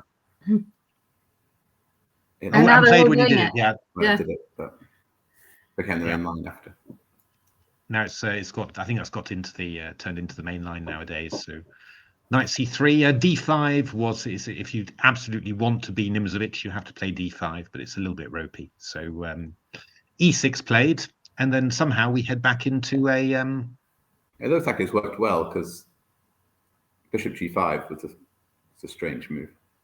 Bishop g5. I have never seen bishop g5 in this position. So White is probably making up over the board. I think White's making it up as he's going along. Of course, d6 would transpose into a classical. So I suppose he was sort of hoping for something like that. I guess bishop b4 could be interesting. Maybe queen b6, queen a5. Yeah, could be all quite interesting. Black played the move bishop e7, which vaguely gives some point to what White has done. I suppose he took on c6. And then play the move e5 here. As we have this line. Yes, it's like the normal line, but you're swapping off the dark square bishops. The only problem is that if you could play knight e4, that would be so cool. But unfortunately, queen b4 check is happening, and forking these two, and this guy's going. So yeah, that's not going to work out well. So White took on d5. So this is how we got it. I was wondering how we got this. And then e takes d5 was played. So threatening queen e5 and also still thinking queen b4. Wow. So now we get queen d4, d6. Queen e2 defends both those threats, right? Queen e2 was clever, of course. You're right, Gawain. Queen e2 was development down. Yeah, that's because queen b4 check. We've got c3. That would have been the good safe option indeed. Queen d4 is Scotch feel to it. Yeah, it feels like a Scotch, doesn't it? Indeed. Now, just I don't think you'd ever guess really what the opening was from this. So d6, f4, f6 played. Totally. Obviously, a little bit of a problem there. Oh well, White decided that he was not going to give up without a fight. What about castles long for White? Take the pawns on e5. Yeah, you could do, but you are just going to take the pawn, I think. Yeah. So, you just a pawn down in general. So White kept on fighting. He played queen c3, bishop b7, Bishop d7 was possible as well, but bishop a6. Ta-da! That's how we got the. Yeah, so here we've got queen takes c6, of course. So black took on e5, presumably looking for bishop b7, e takes f4, check. I'm guessing. Maybe slightly risky. Why don't you just move the king we'll out see. then? You're going to get something. King f2. Yeah. Then you take there. You're 2 pawns up. That's what you're claiming. Oh, right, yeah. And Fair enough. yeah, I don't know. It's not really clear how. No king to d2 check. Sorry. Yeah, I mean, d2 yeah. so You could do that, but d1. I think it's still. I don't know. I mean, you come here, right? And here or something. I imagine it's not very dangerous for black somehow. Yeah. So f takes e5 was played. And of course, the idea is if d takes c5, we take on b7, and then we'll take on e5 check. So black threw in d4. It's a great game. It's good. It's a good game, isn't it? Just trying to distract the queen from c6. Yeah. So queen c4 was played here, keeping on the line. d5 was played, and now queen a4. What? Whoa! But look what's happened now. So what was happening if queen d5 check last move? Yes, what? It was. King. I guess that he was king thinking d1. king d1. Yeah. Yeah, maybe. And then rook e1's a threat as well. Yeah, rook e1's a real threat. It's weird somehow. Yeah. But what black's done is pretty cool, right? He's gone d5, queen a4, castle kingside, bishop b7, and he's said, take your piece, I don't care. And he's gone queen e5 check, king d1. So we're in this position now. Oh my goodness, yeah. It's quite interesting. I'm not 100% sure. It's black's go.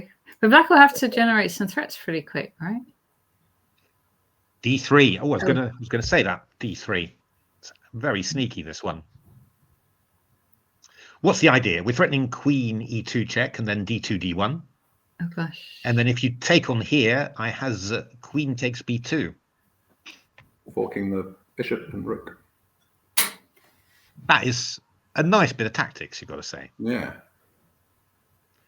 But can't you go rook c1? Well, you can do this, yeah. And then queen b7, you want to go queen c6. But we've got rook f2, but then there's rook c2. Queen b1 check. Oh, queen b1. You're right, Gawain. Yeah, okay. Then this is rook f2 is really, really strong then. There's people getting this one.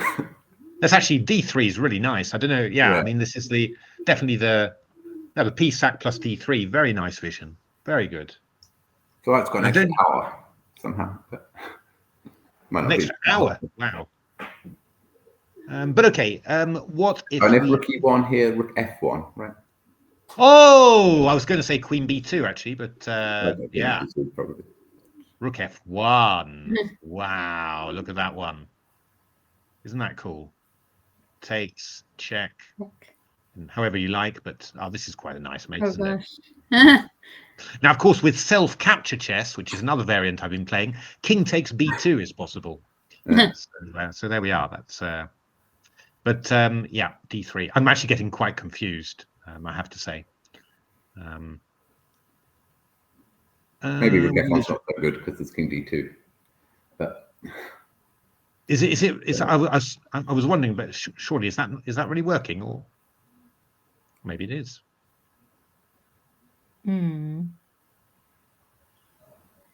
Surely not.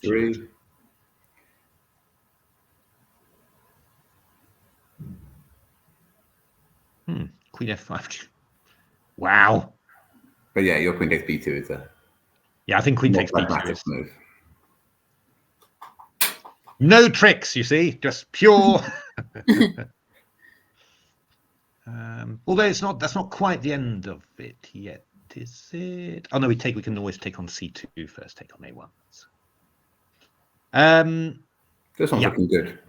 This one's looking very good. So I think this is good. This is going to be a very good win for Yorkshire. This one. Let's have a look. That one's Irish. looks drawish indeed.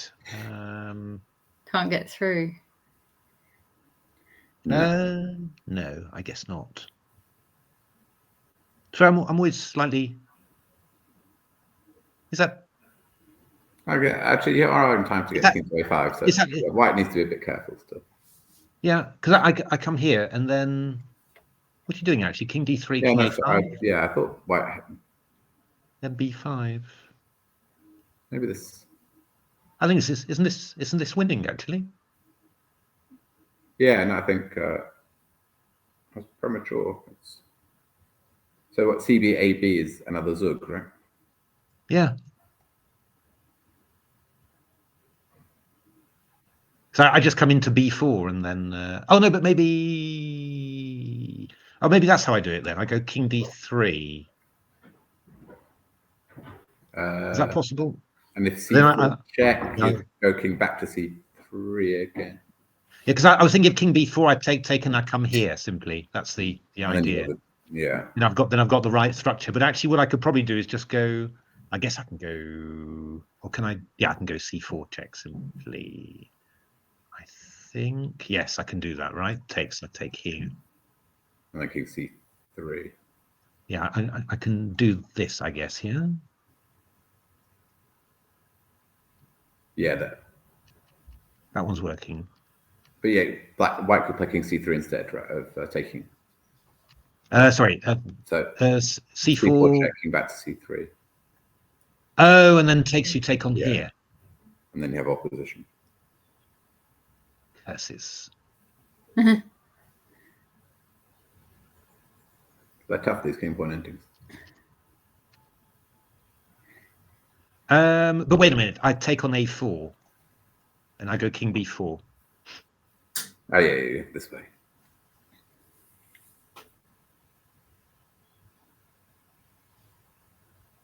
And this would be winning. So what's the life position now? He's gone king b6. To be honest, I think even if you don't know it's winning, I think you just do it anyway, don't you? Because yeah. I mean, the question is, I mean, can you sort of go king d3 and then just sort of try and wait somehow like that? Yeah. I feel like you can't, because like, what if you go king b4 now? King b2. I don't think you're going to be able to wait. To be honest, I come around here, and then I go. I can go. Yeah, you've got to watch out for b4s. But I can do this. I think. Yeah. Simply, it's always going to work. I think. Yeah. Yeah, starting with a5. Yeah. I think it's just winning. That's a shame. Yeah. I can't think why it wouldn't.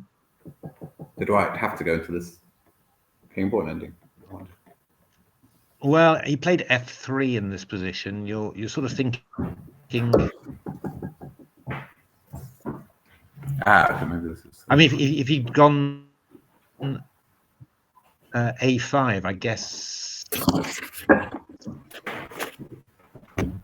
Yeah, could you start to? If he'd gone a5, would this be? So because he played f3 here, which is king c6. Maybe my internet's gone slow again.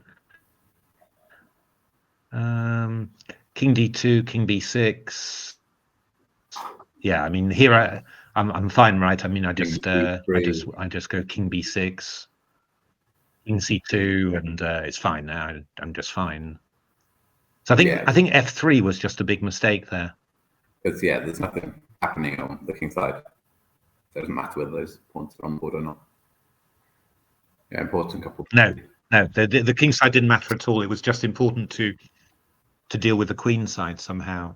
But yeah, probably a bit careless as I was. I mean, it's always the thing. You're just saying, "Am I crazy or something?" Or no, yeah. But yeah, no. I think this seems to be working out. Is this position now?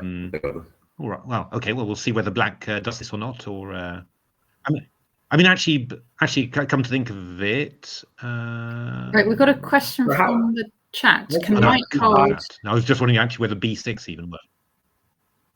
Chat's So wondering if white can B5, hold. Sorry? I know. Chat's wondering if white can hold after king e3, king b6, king c3, b5, ab, king d3. Sorry, how was that? King e3, they're talking about. Oh yeah, AB, AB, AB, king king d3. They think is this a draw? If white goes king and king D3 then. d3. Yeah. Oh, I but go then king B4, king I think. b4. Oh, king B4 and then And then take on CB. B5. Yeah, that's the one. That's the one. That's the we one. get that That's the structure. one. No, that's the one. That's the one. Oh, then and then take on B5. That's the right way. Yeah. That's the right way. Yeah. And not taking That's the B3 right way. here. Yeah. That's the right way. Because that is a draw. Yeah, so you just I don't think so. take one. B6, C4, king E2. I'm fine. That's winning for white, isn't it? There's going to be check. Yeah, that's winning for white. Yeah. Yeah, okay. King pawn endgames are tricky. But yeah. Tricky, yeah. Yeah, but wait a minute though. It just takes. God, You have to take it. very slowly of all this. So I go king C3. But what happens if I King go B6, king B6? king back to D3 again. Do you play? Back to D3. I want to go. Okay, back to D3. 6 and then, but you sort of no. Okay, no, it's fine. It's Yeah, fine. but if I just sit and wait. No, I was thinking. I was thinking I could go king king D3. I was thinking maybe I can go king A5, but then you go king C4. So it's all. Yeah, you can try going king. Could be C6. a little bit careful. Yeah. Yeah. Oh, I think I know why it's taking so long. It's doing the table bases. Oh. Yeah. It's yeah, it was getting confused with the table bases. But yeah, I was wondering about B6 actually, but as well. But king C2, king B4, king B2 is going to be all right as well. Whenever B5 happens, then yeah, you can exchange. You're running out of tempo, right? To go B6 and A5. Yeah. And then king D3. Yeah. It's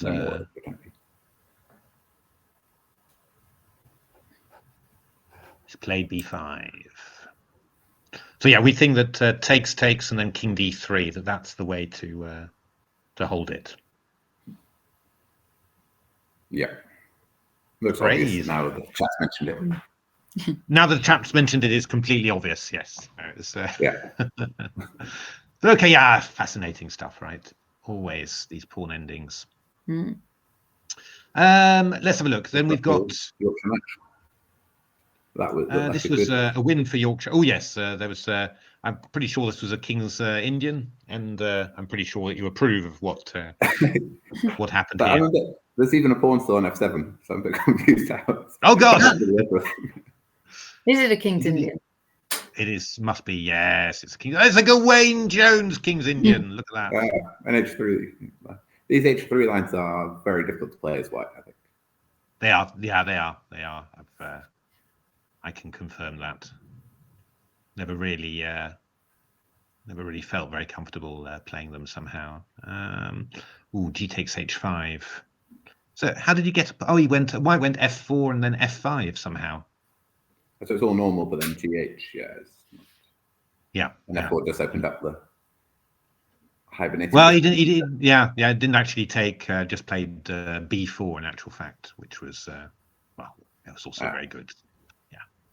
Just great little win there for Yorkshire, and just going on to the next one. Ooh, this is Yorkshire with white against Iceland with black. This is Queen exciting. takes C2. This looks very promising, doesn't it? So what It about looks very knight promising. I guess rook d6? Oh, right. well, Rook Yeah, C1, knight knight d6, knight C7. d5, rook c1, rook c1 looks very strong. You know, you're to the I think. 7. I guess queen a4 is what you need to do, yeah? He's played rook c1, actually. Queen a4 is probably what you need to do here to meet rook Rook c7. C7. And Rook then d7. C3. Oh, knight c3's Ooh. that's what we like. That is very evil. Yes, well, there we are. Then it's completely winning, I think. Wow, looking like another point for Yorkshire there. Yeah. Doing pretty well, doing pretty well. Well, lost. There is Seth lost. Seth lost indeed. Oh, quite quick. Oh, quite quickly. Yeah. I'm afraid we'll have to. Knight e3. E3. Oh. Wow. What is this? I've never seen 3 knights. No, I've never seen the. Well, this is going to have to be one for your next book. Wait, Gawain, I because, played some opening with knight a3, and now I'm trying to remember who told me. I have a feeling it might have been Richard Palliser, but I can't remember. but this is the Icelandic guy playing it. So. Oh right. Then that doesn't make sense. Unless Richard has been feeding the opposition. Yeah. But so knight f6, bishop f4, a6. Oh, you can feel what's happening already. Knight c4, b5, and knight d6. Yeah, it's worked quite well, hasn't it? Oh God! Oh dear! Oh no! Oh. It's worked very well indeed. Yeah, no, indeed. Okay. That's say knight e3. Knight A3. Knight a3, d3. I'm definitely going to be trying that one out in bullet. It's only minus 0.3 for white, so Yeah. you know. Knight a3. Wow. Okay, well, yeah. Oh! Oh gosh! That's nice revenge. Look at that. So it's black still thinking here, but it's mate in 2. it's going to be mate in 2, yeah. So takes on here. We're going to go queen g5 check. Oh, I was just taking. Oh no, taking b7 wasn't mate. But yeah, this is obviously. Yeah, no, I think you have to do. Yeah, knight b7, king e8 is well. You could repeat. Oh no, Like, knight. You can't. But yeah, just take the queen, don't you? So, yeah. Check. But yeah, good g5. So very nice. Look at that. Queen attacked, and you just ignore it and sack a knight like that. So Very good. It's looking quite good for Yorkshire, I think. Yeah. That must be all the good coaching that's happening. Absolutely, all the simmels. Matthews, he said looking good for Yorkshire. Rupert Jones just walked in. Whoa! Hello, Rupert. Just head round the door.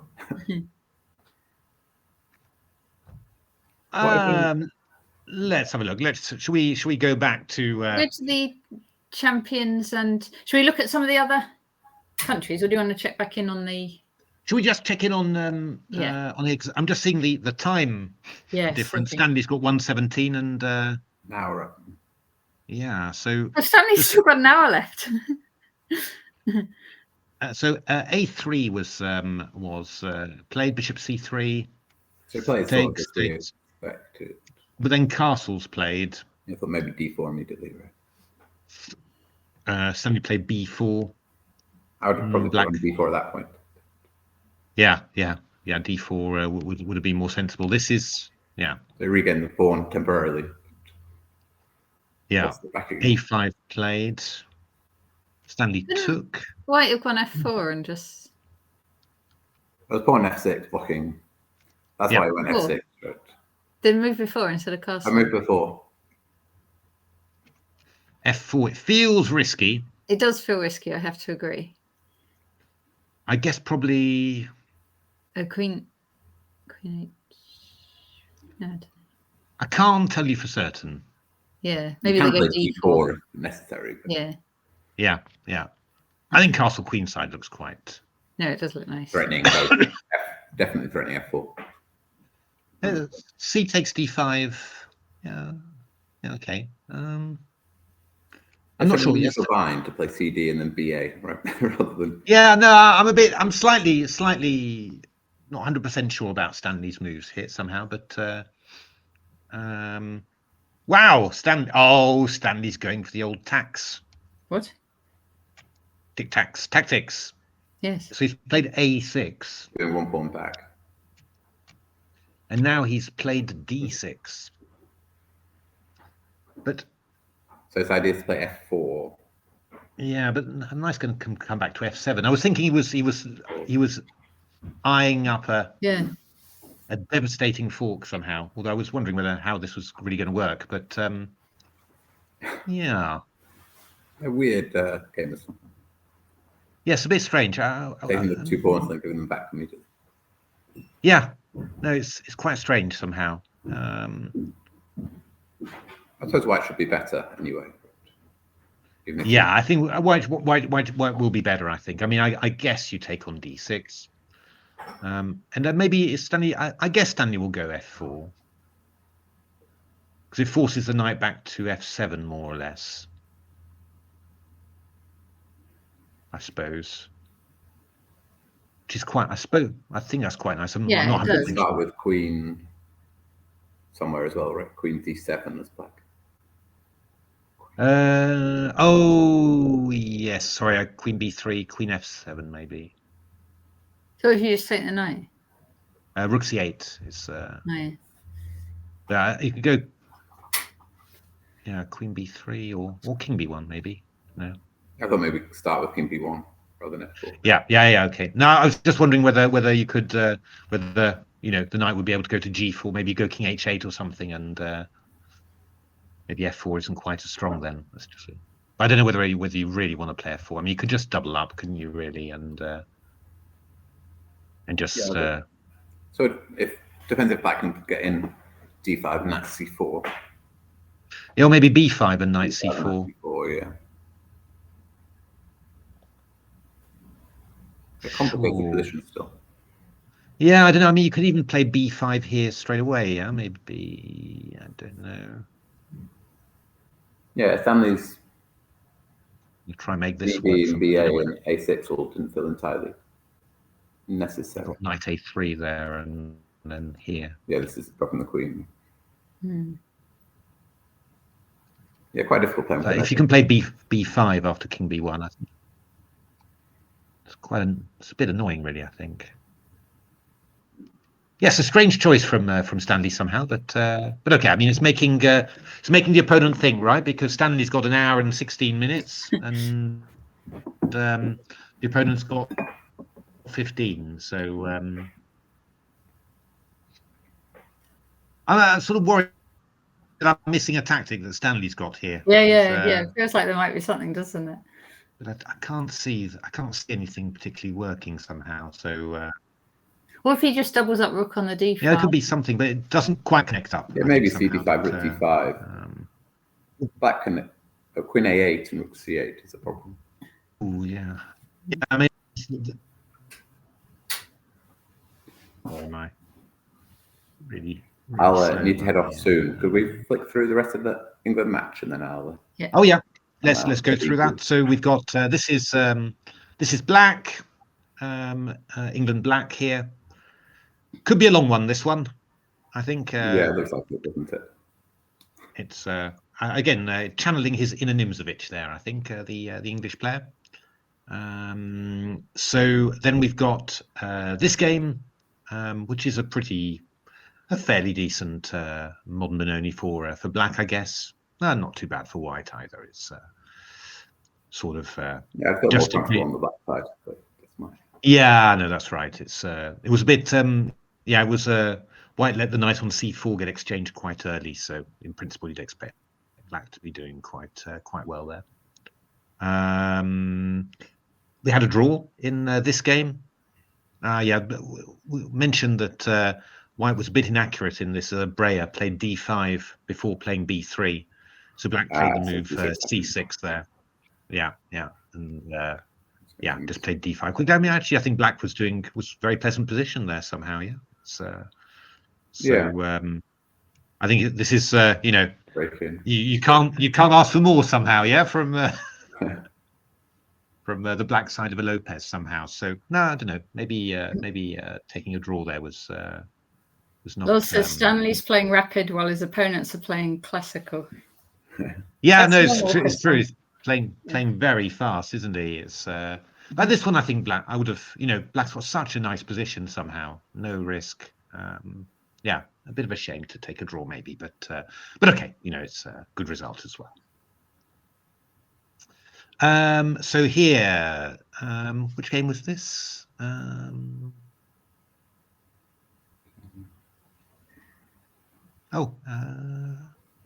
It was this game. It was your fault again, Gawain. That's but we've got into this end game now. Okay. Yeah, and well, I mean, White's looking very good here. I like that knight. Yeah, nice knight. Big pass C pawn, can step off to A5, hit the A6 pawn. D5 weak as well. So should he be playing F4 here? I think he has to, doesn't he, to solidify the knight.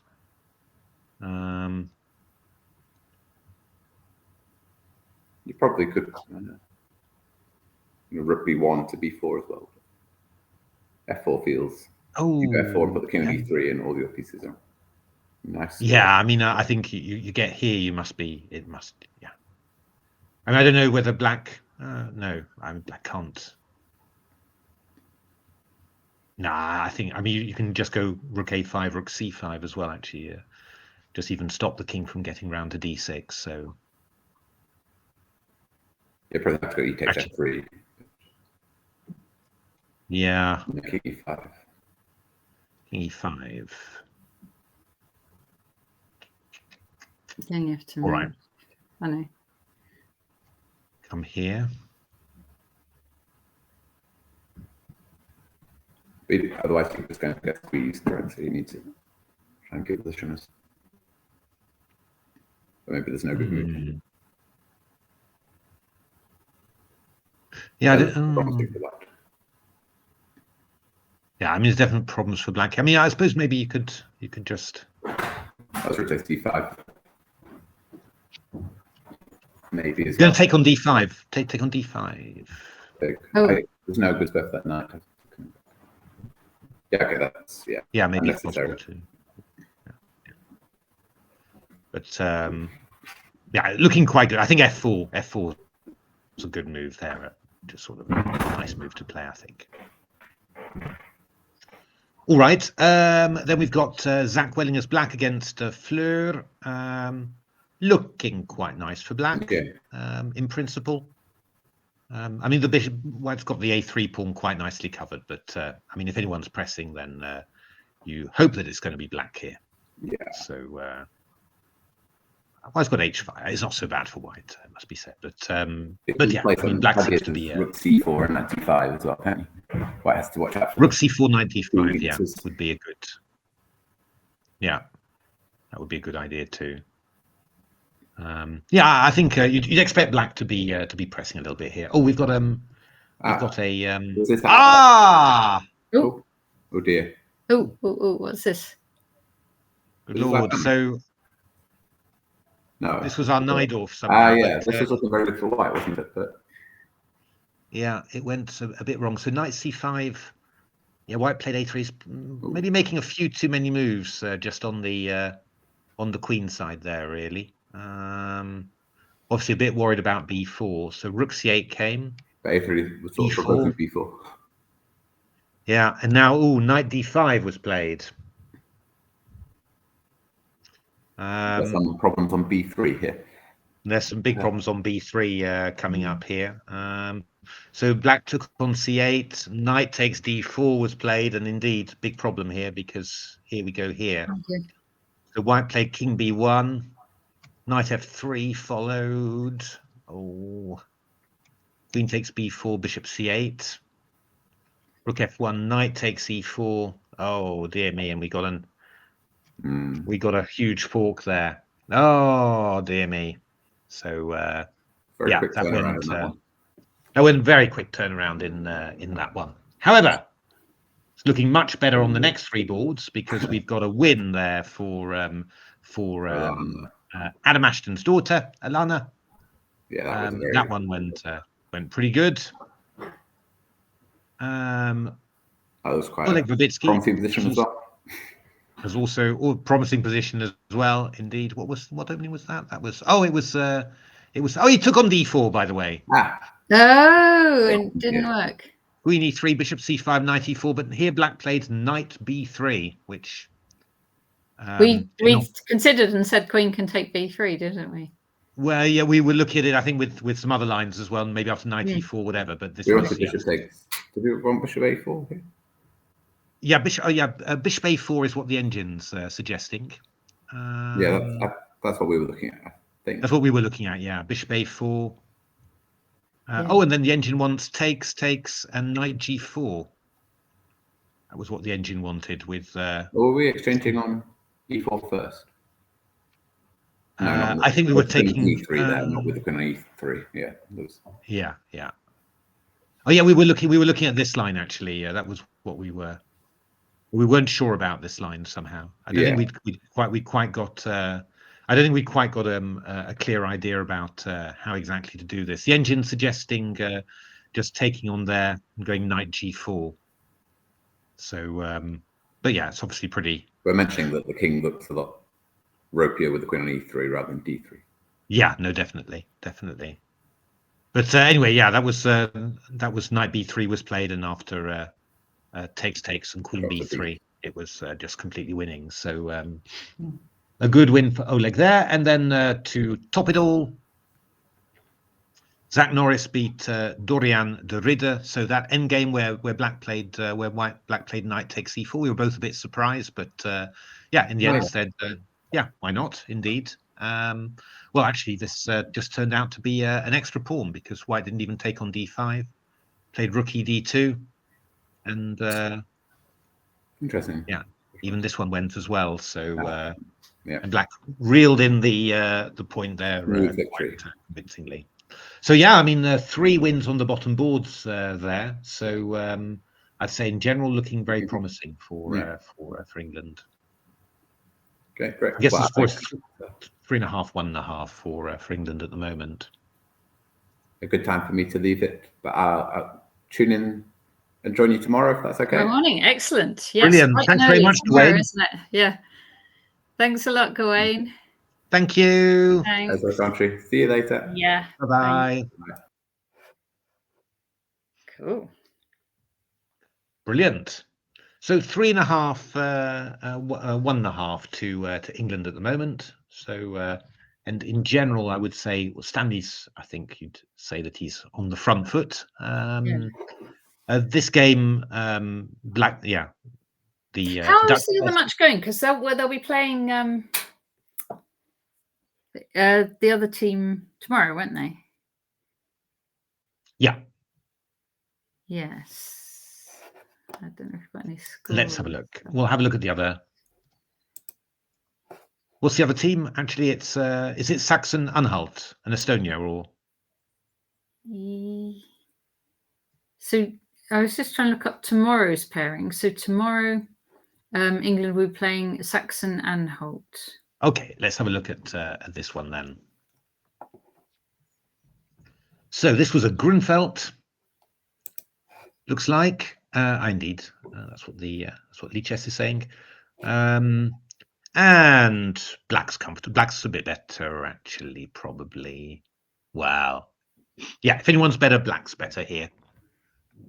Nice active knights. The white king's a little bit awkward in the center there. And potentially a nice queenside majority, though not doing very much at the moment. It could well be that white needs to swap off on e5 here to keep the balance. Yeah. Because otherwise black's just going to take on c4 and then go bishop a6. Yeah, no, this is rather worrying. Yeah. So yeah. So okay, black probably a little bit better there. Ooh, what is this position? Oh, it just got a rook there. Sorry. Rook takes c5. Well, in principle, you would say that that white should be much better here. Just got a question of trying to make sure that your knight doesn't get trapped and that your rook gets active. But I would expect that you can manage that somehow. Start with. So rook c5. I know it's white's go. Yeah. So you could just bring your rook in Yeah. and you'll be able to defend. And Yeah, I think b4 is decent. Also, maybe rook d1 to go knight d5 as well. That should be quite. Should be a little bit better for white there, at the very least. Oof. Oh, gosh. What's happening there? Isn't I think? Oh no! Funny. So I guess white's going to play simply rook a7 in this position. King takes knight. Oh, I see. So it's going to end up a pawn up when that happens. So the question is, does black have anything better? I wouldn't have thought so. I think whatever you do, you're going to... Well, I mean, I suppose black should play f5 somehow here. Okay. And, well, I guess...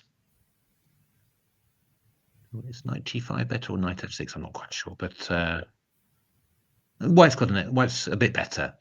You know, if anyone's got the chances, white does, because, you know, there's some weak pawns and stuff, you know, but you'd expect black to be able to make a draw in this position. Yeah.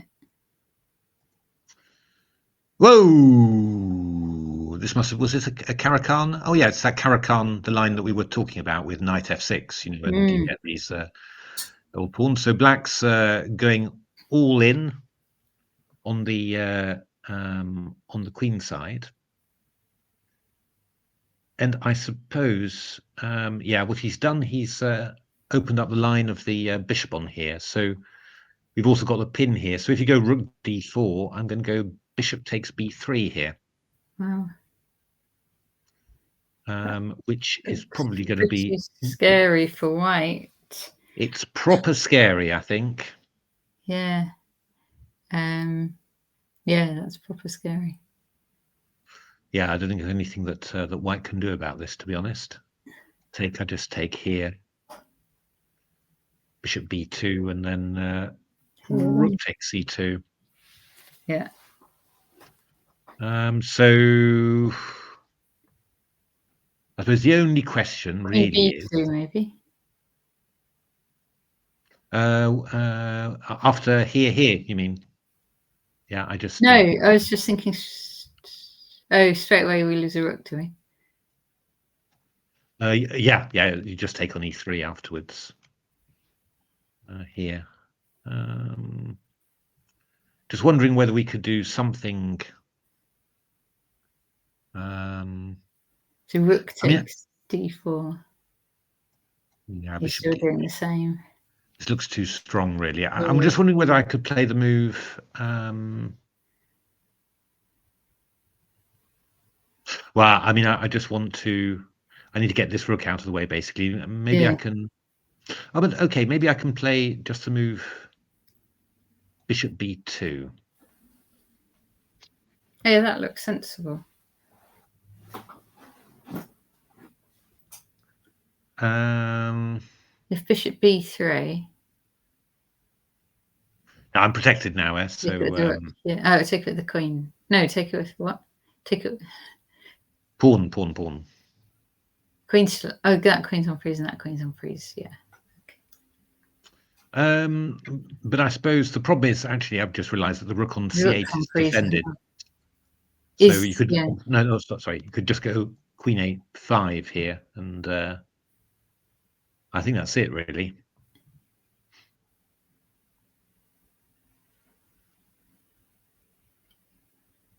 Yeah. Okay, so this is good for and that's it. Okay, but what I can do is I can go rook takes c6. Yeah. Then you're going to go rook takes c3. That's what you're going to do. Can you start with rook takes bishop? Oh, Matt is saying, can we start with rook takes bishop?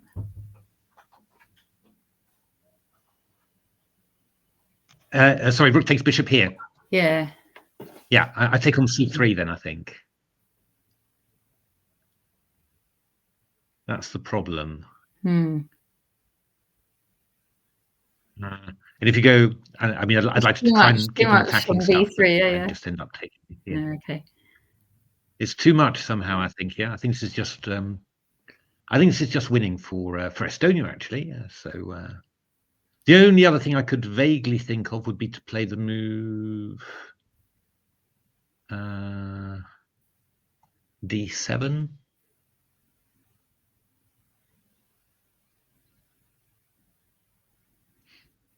I'm not 100% sure what my idea is. I mean, I want to do something. I've got something with a back rank anyway. That's the idea. Right? So, so here, for example, if you went rook c3, I could have a rook e8 check, and then I could do something like get out of the way, maybe. Yeah. Although I would still get hit by rook takes b3. But I mean, I could try rook takes d4, bishop b3. I've got a distracting rook e8 somewhere, maybe. But it's just all. I mean, I'd like to take. I go bishop b2, rook takes. I go rook e8, but no. My queen's no longer covering h7, so. Oh, you can go. It's just all. It's gone. I think.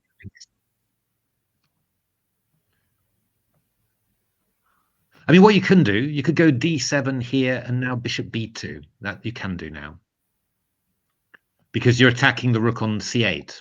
Yeah. Because you've cut the line. Only now I go queen f8 in this position. And we've still got two things under fire. And I've got the attack. Yeah, we've still got two things. I think this is gone. I think this is gone completely. Fair enough. Short castles. Black's looking pretty good here. Extra pawn, two bishops, space advantage, protecting pass pawn. No, Black's looking huge here. Oh, bishop h4, rook's pawn, yay! So I guess that we're going to take on here, I suppose. Knight c3, queen g5, something like that. That looks good. You could go. Just move your f pawn, wouldn't you, to defend it? Yeah, I mean, I have to go f6 probably, but pardon me, I'll just take on here. It's going to be good for white. Yeah. Definitely going to be good for white. He's taken. That's what white's done, taking on h4. Okay, so I'm getting the feeling of probably Germany going to win this one. I think. Okay, so it's a big match tomorrow morning. Big match tomorrow morning, I think. Yeah, because this game was won by Germany. Oh, very nice little move. Bishop a6, distracting the queen from the defense of very good. Yeah. Of g2. Okay, shall we head back to the other match then? Whack. So, Black's done quite well here, getting a knight onto c4. The question is, does that work? Can you actually do this? But it does look like. So rook b5, there's knight d2. And queen b5 at the very least, and maybe there's more, but could take and go knight a3, and positions more or less equal. The d6 pawn will go, but he'll be rook and 4 versus rook and 3. So, and it would not amaze me if you could do a little bit more than, although maybe not. I mean, you're sort of hoping for something on the B file, but I'm not sure you can. No, I don't think you can. But okay, I mean, you can just you just swap off, and that's going to be that's what Stanley's done actually. So expecting takes. Yeah. And in principle, it's going to be a draw. Yeah, but Stanley would give it a go. Yeah, of course. But in general terms, considering the opponent's time, and he's 2200, the guy, so yeah, will be a tough thing to win. But I mean, not losing is just quite important as well, I think. So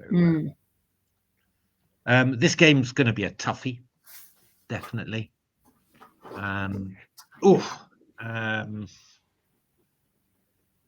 For Black, you could just get ground down quite. There's not really that much that Black can do, and obviously White can can sort of play on both wings really. But okay, just got to hang in tough there, basically. Yeah, this is got to be a little bit careful here with white. It's not, yeah. It's quite a nice modern Benoni. I mean, Gawain quite liked it with black, so I think modern Benoni player will quite enjoy this somehow. There's no danger against your king, and you've got squares that you can aim for somehow. So and black's struggling a little bit to get his light square bishop active. He's been struggling already in the game, and his pieces have been a bit awkward. But yeah, I think in general, long term, it's a little bit better for white somehow, for black somehow. So yeah, we'll see how that one goes. But that's not 100% clear. This one, this one should be. Oh, he didn't go f4 at all. Actually, he's moved his knight back. Okay, yeah. We were looking at this, weren't we?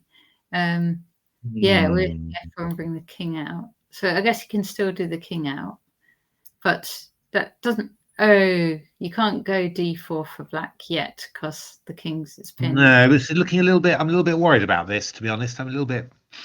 Because like you could go king d6, couldn't you, and try and take the c. Oh, white's trying to take on a6, perhaps. Yeah, it's just all a little bit. It's a little bit loose, a little bit where you sort of think. The knight was kind of holding up those pawns, wasn't it? Yeah, I feel like I'm losing control somehow a little bit. I mean, I can just play. I could just play bishop g4, for example.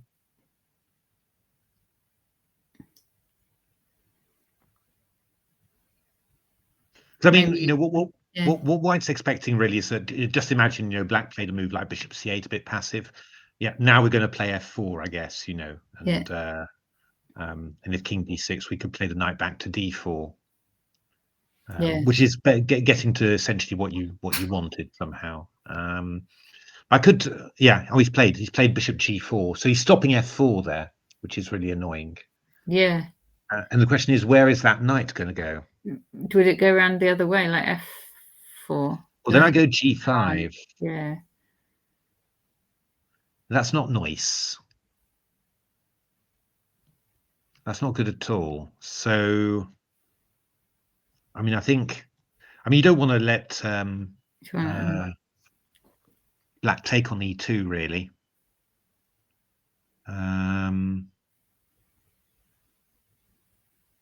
So where are you going to go? You're going to go knight c3, but you're starting to get a long way from d4 now, Well, no, knight c3 actually. Sorry, what I'm talking about. There's rook c6. Oh dear. Maybe you do that then. I think you've got to go king f1, to be honest. King f1, okay. Yeah.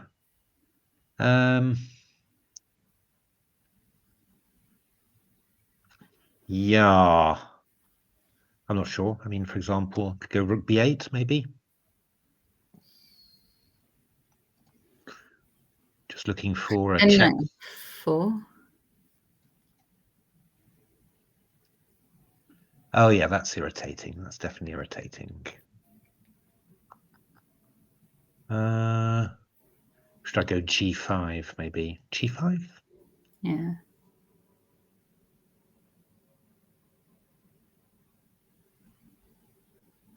I mean, you can go rook a6, maybe then I go rook b8. I don't know.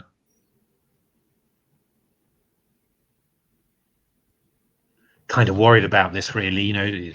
It just feels he's played king f1, but it feels really like you've lost control completely, really, I mean, there are ideas like you could take on e2 and play d4, at some stage, stuff like that. It's it's got a little bit sharp, this one. Zach Welling and Fleur have drawn, in actual fact. By the way, do you want like a 5-minute break or anything? Or are you? I would love that, actually. I think I'm flagging a bit as well. Yeah. All right. So let's have a little break. I'll leave the screen on. Leave the screen on. That's right. And okay. See you in a moment. See you in a moment.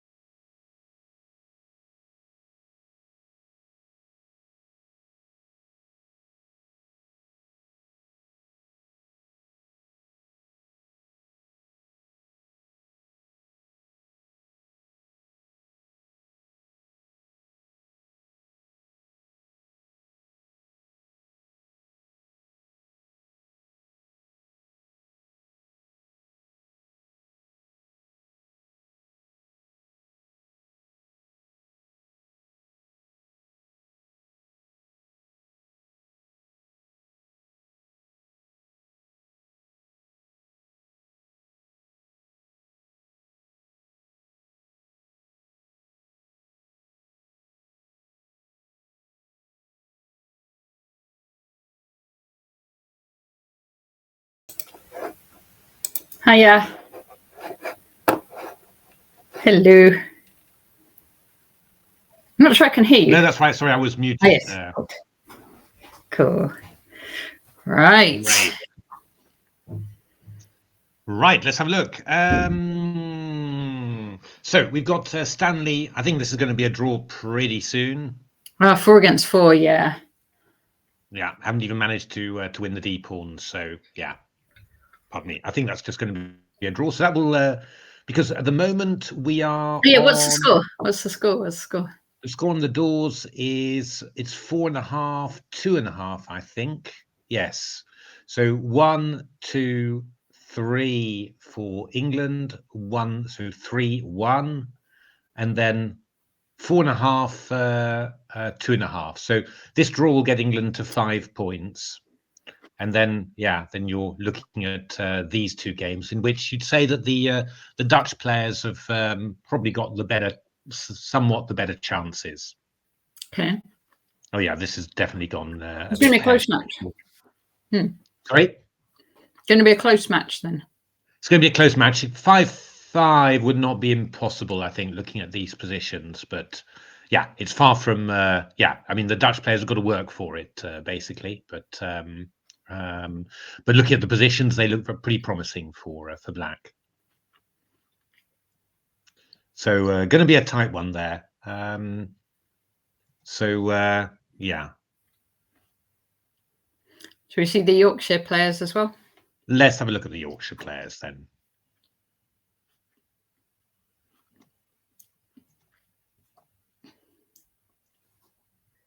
Oh yeah, so this one still going. This looks pretty promising for White. In actual fact, I have to say, we're just going to move our pawns up on the queen side. 2 bishops should be pretty good, really.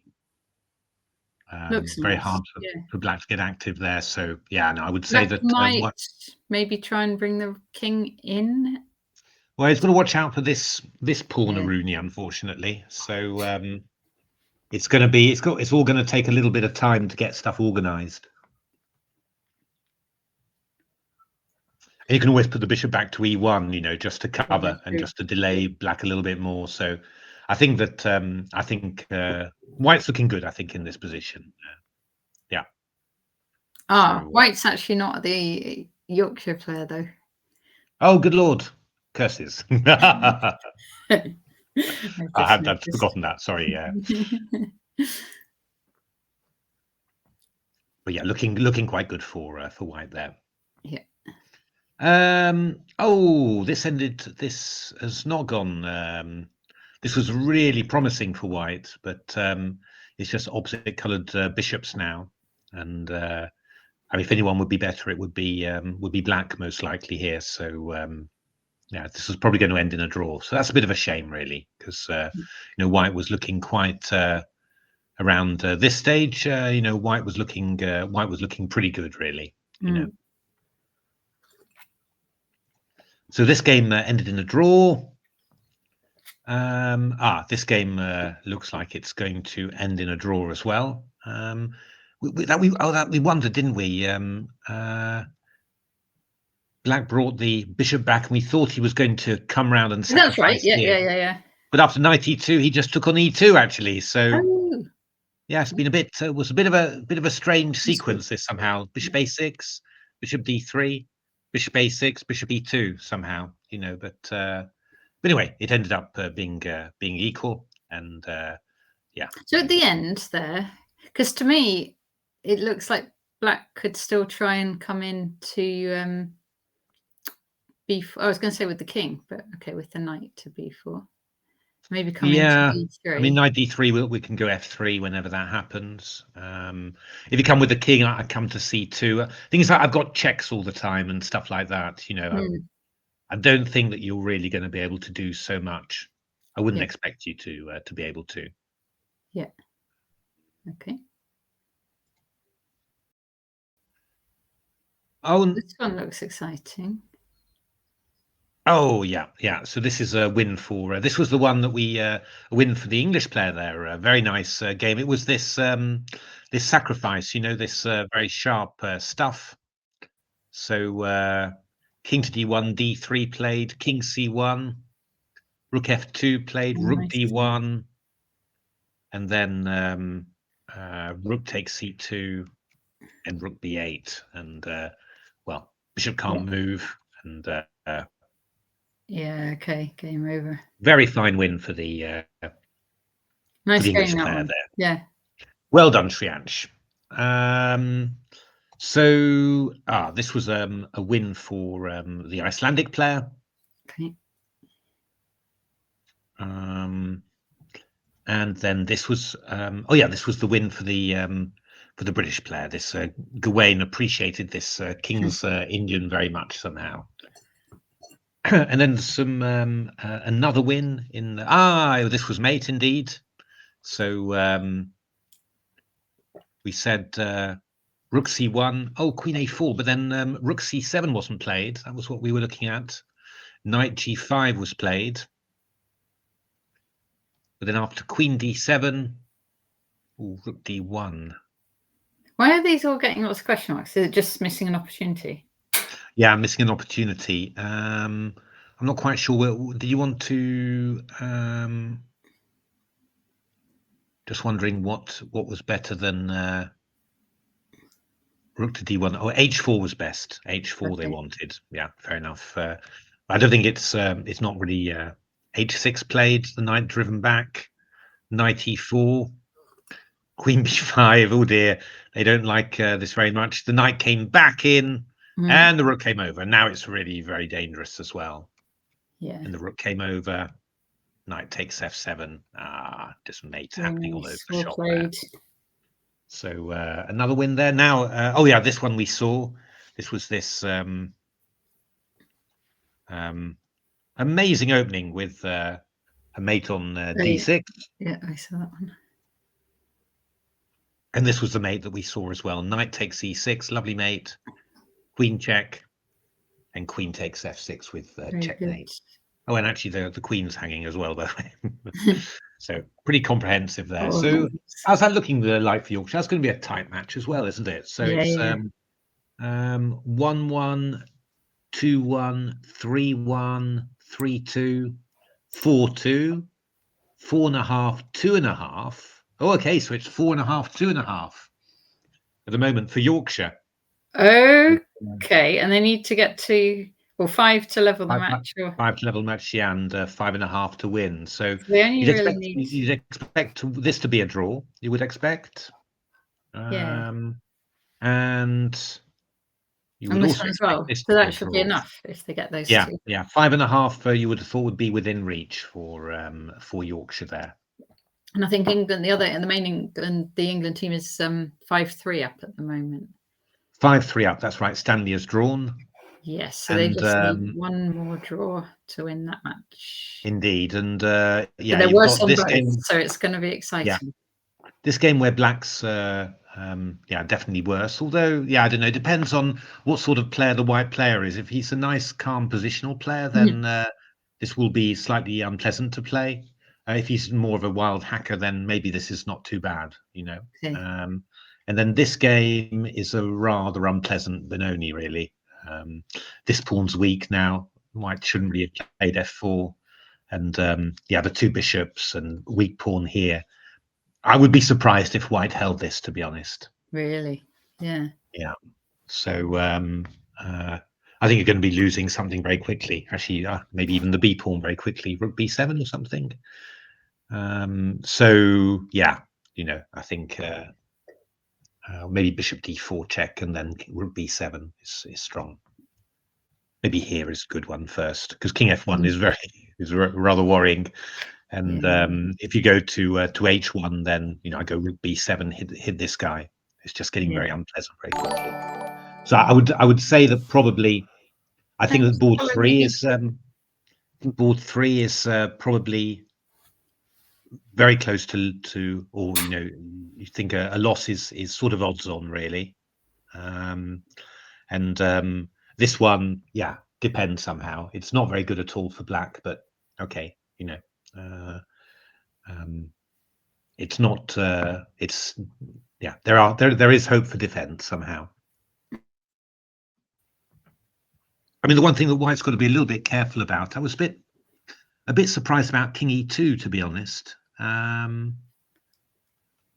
I was more thinking that you'd play the king to D2 and have the bishop on E2, just defending G4, because when you put the king on E2, there start to get possibilities about sacrificing. If the rooks get too distracted from various places. So I was thinking more that a good general way of protecting everything would be king D2, bishop E2, just hold everything like that, and then start teasing away at the queen side, and start trying to create some space there, because it's not easy. If all the rooks get exchanged, that a pawn might be very hard to hold.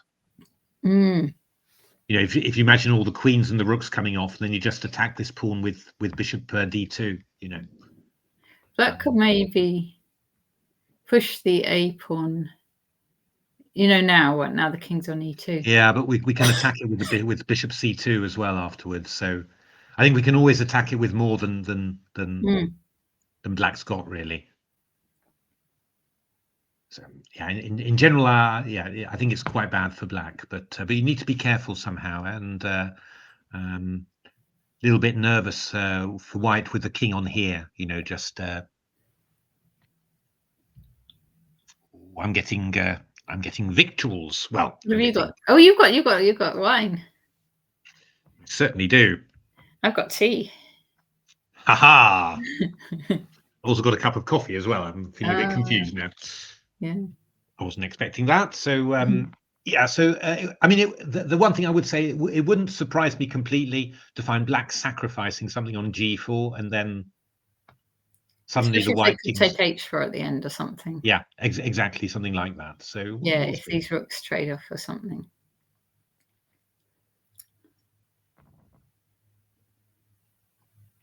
It's quite quite a tense moment in the match, I think, because I think that Germany are going to win. I think they are 2-0, 2-1, 3-1 up, and I thought on the other boards they were parity somehow, so yeah, would be good too. But anyway, England can't lose the match. That's one good thing. So going into this round, England had won their first match, and Sachsen-Anhalt had also won. So if England win and if Saxon win, which we were thinking they would, then that match tomorrow morning is going to be for first place. Yeah, they'll both have beyond 2 wins. I think still, if they play them tomorrow and they've got half a point less, then winning is still going to be for first place, and it could be shared with Rotterdam. Still very tight tournament.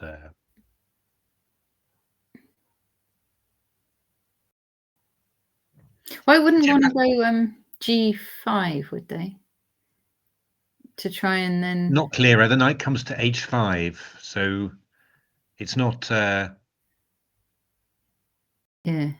It can be good sometimes, but you've got to judge it right. I think at the moment it wouldn't be right. Should we actually have a look at the other match, because we haven't looked at that at all? Let's do that. Let's have a look. It's the Irish. Yes. Oh, the Irish. Yes, let's. Ben Sheehan against Esteban Marchi. Oh, I wonder how you pronounce that. Marchi or Marchix? Could be either. So, yeah, actually, White looking slightly better here. Very typical sort of, Queen's Gambit declined type of position. Rook on H6, a little bbit funny. Got to watch out for this pawn on E4. Yeah, White's probably threatening immediately. Yeah, I'm thinking that. I'm thinking the Rook H5 is going to be played.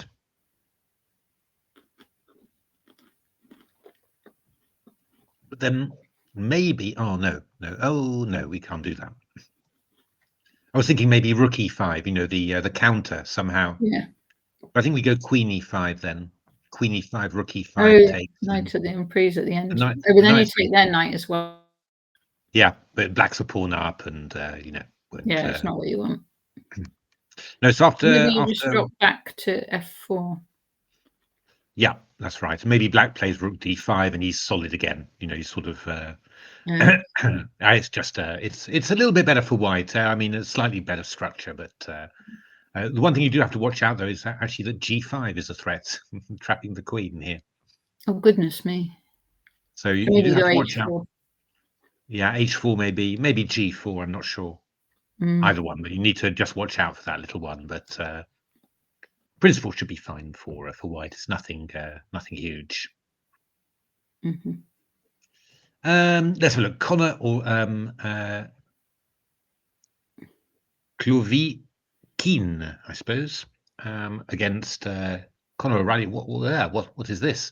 Is it what opening was this? Alec Slav. Oh, Slav. Wow. Mhm. E3. Oh, good lord! They all went bananas, didn't they? Wow. Wow. So, in principle, white should be doing quite well, you would have thought, with that pass Because c that's pawn. c-pawn. Yeah. Yeah, I mean, you've got knight b6 in this position. I mean, you're just going to go c7 to c8. So I think black's got to take on f4, and then you take on a8. Mm. I mean, there's some sort of counterplay somehow, but you would expect that this should be a reasonable advantage for white somehow. Well, it will if that pawn queens, that's for sure.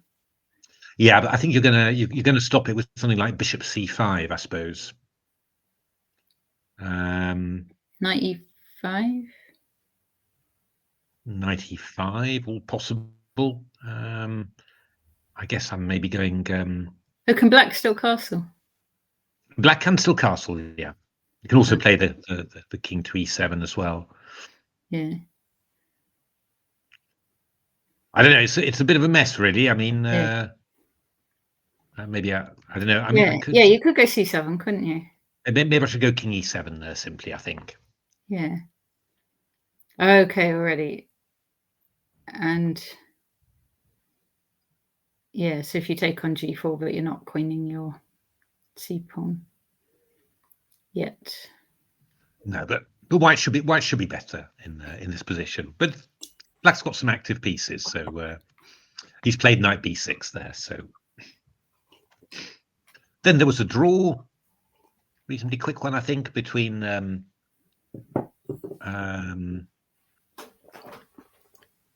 Christopher Woods and Nathan Brion. Lachérest, for sure. Then what have we got? We've got Fiorina Berezovsky against Nitish Arun. In this game, still going. White, very good position here. Two bishops, nice build up on the king side. G5 happening someplace soon. It's a bit worrying for black. So that's looking pretty good for white. Black might go knight into d3 to try and block off. Yeah, Just a pawn, probably. that's possible. That's possible. Possible? But we'll probably just do something like takes an e5. And if you go takes, I go bishop g5. And bizarrely enough, this rook is No, it's in trouble. Is in trouble. So, yeah. I think you're right. I think you should probably be doing this, or I don't know. You could also try and play b4, I suppose, maybe, and try and do this and then knight d3. I'm not sure. Yeah. But I think I'd rather be white. Put it that way. Yeah. I think it's definitely a little bit worrying for black here. If anyone's got to be accurate here, it's going to be black because. Yeah, this g5 move is very, very dangerous here. Wow, so this is definitely people who have been talking past each other somehow with opposite coloured bishops. White's got 2 extra pawns, yeah? Yeah. Oh, right. Yeah. I mean, I guess that white is better here, but will not be easy to convert, I would have thought. Mm. Then we've got, we saw that black, Yinan Duan, beat Timio Marti. Oh, another Marquis. So that was a win. Then we got the revenge win from Emile Alfano. Ooh, quite high rating there. Against Cornelius Bachak, rather. Then we got a win for the Irish, Ethan Cole against Daniel de Martino. How quick was that? Ooh, quite a decisive game there. And then a couple of draws on the bottom. So how are the Irish doing? It's so it's 2.5, 2.5. Ireland, Monaco, 2.5, 2.5 with 4 to play. Okay. Very, very tight games, yeah. Yeah. They've planned it well. Oh, let's have a look. Benedict Pitel got a draw. Okay. And this one ended in a draw as well. Oh my goodness! They exchanged off to a king and pawn ending. Yeah. And it was a win for black. But black played F5 and offered a draw. No. Oh dear. Very similar to what we were looking at before, in actual fact. Oh my goodness. So that was a little bit dramatic. Okay. But that so ended that in means... it means that Yorkshire have won, I think. 5.5. They're on Yorkshire. So 4.5, 2.5. It's... No, there's just that one can't more. be right. No, there's just one game to play still. Yeah. So I think it's 5.5, 3.5 at the moment. Yes. I need to press refresh. And it could be that Aaron is going to lose for Yorkshire here. It looks like 5.5, 3.5. So Yorkshire won already. So that's that's well done. Congratulations to them. Well done, Yorkshire, and England match still going. 5-3. So they just need one more draw to win the match. Oh, good move there from White. He played the move Bishop F2 just to protect everything. So he was aware of those sacks on the king's side. So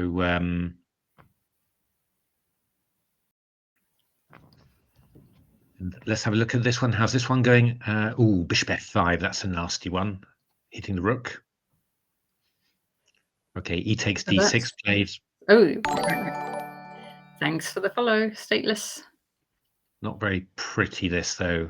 Maybe rook b7 or rook d7. It's looking. And then the white rook's going to have to move, and then b2's going after. This is looking on the way to gone, basically. So I think it's going to be a 5-4, and then it's all going to depend on this one. Both rooks have been exchanged now, right? Okay. So interesting. So I guess queen b1 is going to be played. White just needs a... Is it white? No, black needs a draw. Black needs a draw. Yeah, black needs a draw. For England. Okay, and it's a little bit better for white because they can put the knight in, maybe. Well, yeah, I think it's quite a bit better for white, actually. Yeah, I mean, the big problem is that this pawn is on a5, so you can attack it with the bishop on e1, and it's very hard to defend with black's pieces. And if you move the pawn to a4, then I can hit it with more than you've got to defend it in the immediate future. That's There's also the threat of playing queen b7, for example. So it's a little bit tough somehow. Yeah, so you need to get the black knights activated somehow. Or yeah. Can you go for Yeah, I mean, well, you could consider doing this, and I do wonder, to be honest, whether you should have swapped off those rooks. You could also just have tried to sidestep somehow, and it would have been difficult.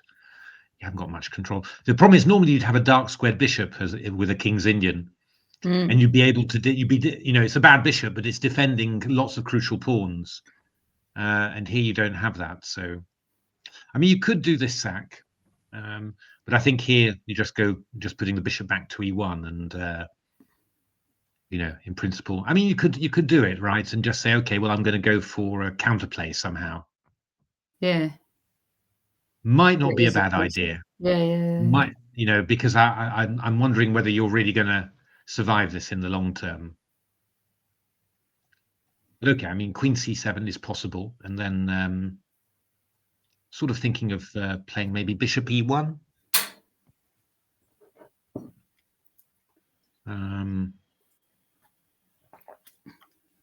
Yeah, I mean, basically, I just want to play queen b3, knight b5, and queen a4, and just line up on this pawn. It's that simple, really. That's a bit mean. So I just don't really see how you'll defend that in the long run. Yeah. So I do think that maybe bishop g4 would be the best practical line. If you're threatening knight f2, and then you're just threatening knight f6, and you want to come in here, basically. Interesting. Might be. Yeah. It might be worth something somehow. It's very hard. It's very hard to know in these things. You're always trying to guess the future somehow and sort of say, well, can I survive, or can I, should I take my opportunity now? And the opportunities that you get, they're never the best ones. They're always the ones where you're slightly dubious about them. But I would think that would maybe be the best.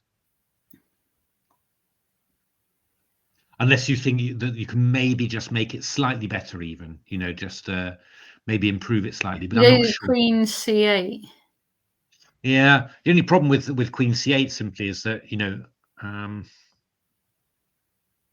then your queen's not attacking here anymore. Maybe I just go round to d2 simply, and I'll get in bishop. I'm threatening queen b6 or something. Yeah. I'm not sure. I mean, you could say, okay, you put your king on d2, block this diagonal. So now I'm playing queen c7. I don't know. I mean, yeah, it's sort of. But to be honest, even queen c8, queen b6 is quite. I mean, if you went bishop g4, I could even. So if you're doing it, you should just get on with it. I have that feeling. Yeah, I have the feeling that you should just get on with it somehow. But yeah, it's a difficult decision. Yeah. I mean, they're not my pieces, and I'm finding it difficult. So it's doubly difficult for the black player there. So this is the last game in this match, right? No, there's another one still going, but this one's looking very upsetting for white. Oof! Oh, he's going to play bishop b3. Uh-oh. I'm not sure that's the very best, actually, to be honest, but yeah, it's very unpleasant.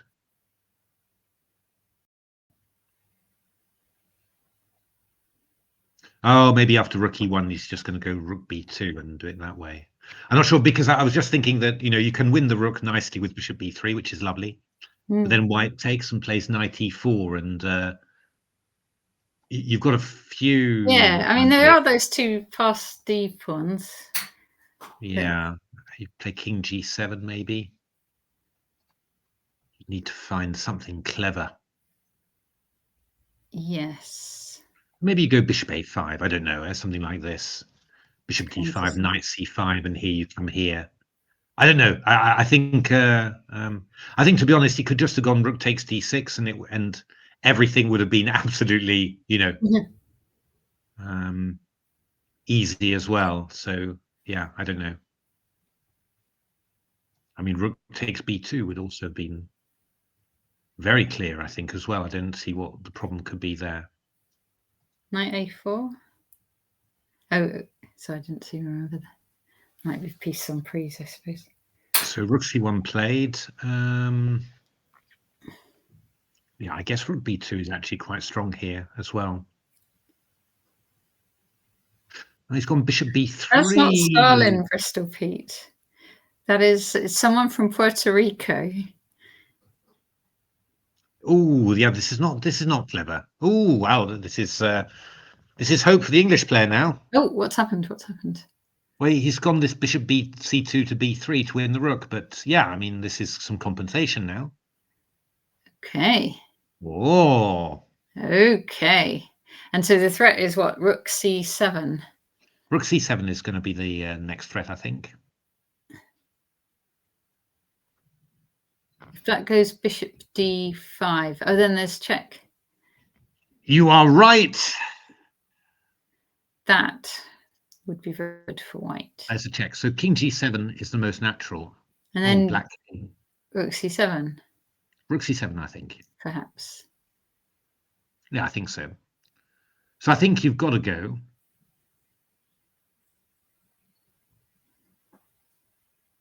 Okay, so how are we going to do this? The other rook.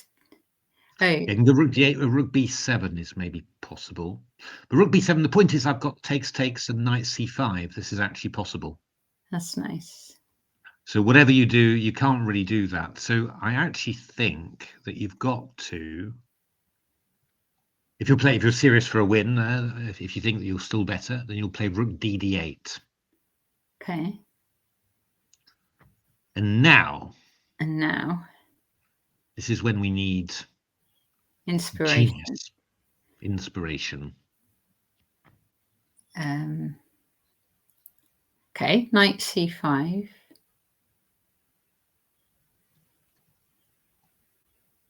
Huh. I was hoping to go knight e6, but you just take that. Yeah. Actually, I'm slightly wondering about rook c7, actually. Maybe it's not the move. We had the other idea before, and I'm wondering whether bishop a5, maybe?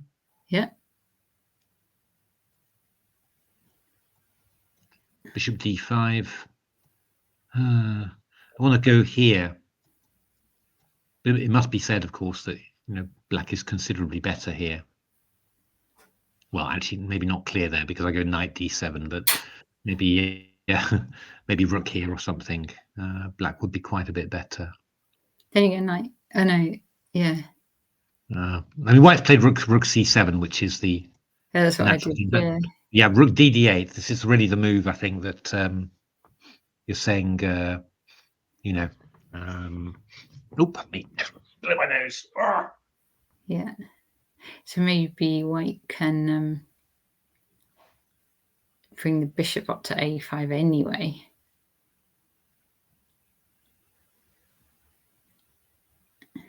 Got to watch out for bishop takes d5. So if bishop takes d5.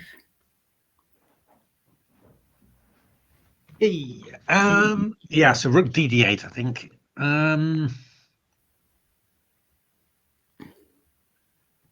Incredible. Problem is the b2 pawn is hanging. That's the big problem. That's what's making you unhappy. Yeah. That pawn on d4 is stopping my bishop using c3 square. Yeah. Maybe black's all right here, but it was very risky what he did. Feels like he should be punished in some way. But so like knight c5, bishop d5. Oh, rook d8 played. Okay. What if the white just takes on a6 with the knight?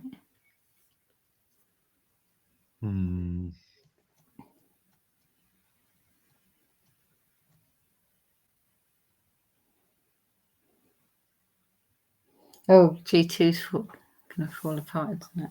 Yeah, there's also here as well. That's awful. Yeah, okay. I have the feeling that this is just maybe just losing for white. Incredible. Quite surprising. Expected more somehow. Disappointed in the game of chess.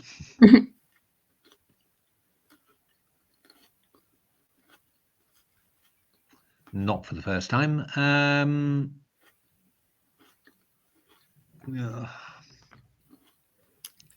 don't really see it. I don't really see this. Fair enough. Yeah. And how about this game? Oh, so black played queen c7. Yeah, now bishop e1. So, well, you just desperately need a way to knight e7 played. Okay, so I'm guessing he's going for g5 and knight g6, is he? Well, they'll go h5 maybe. Oh, then you don't get knight g6. But you do get 3 pawns for your You could do it, yeah. You could do it. Because you could go knight g4 and then bishop g4 and then. Yeah, you could do it. You could do it.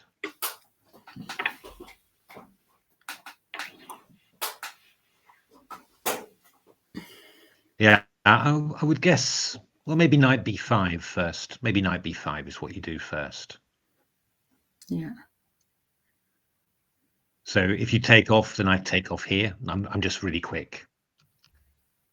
So actually, you've got to put the queen on b6 to cover everything. And now I go queen b3. And obviously, if you take, I just take with the queen. And I'm threatening queen to g5 a4. now. All right. Let me just grab that one. Okay, recapture. Over here. Well, it started to. I might as well go knight g6 now. Yeah, I mean, you're maybe gonna. I'm gonna get an active of piece, but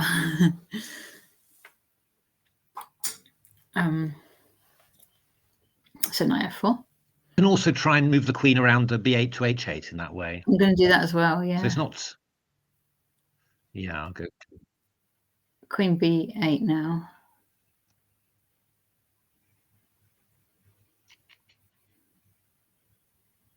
Yeah, you're getting counterplay. You're getting counterplay. That's so. I guess after g5, I really should go h. Or maybe I should just go. I should go h5. Let me go h5. Right, and now I'm doing knight g4. You go for it. And bishop g4. And then I'm going to take on h5. And then I've still got the square for my knight if I want it. Yes, indeedy. So I'll go knight g6. I've got a bit of a problem over there.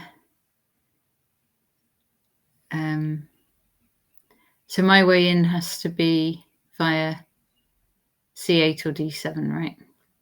Yeah. So okay, queen b8, I suppose. Oh god.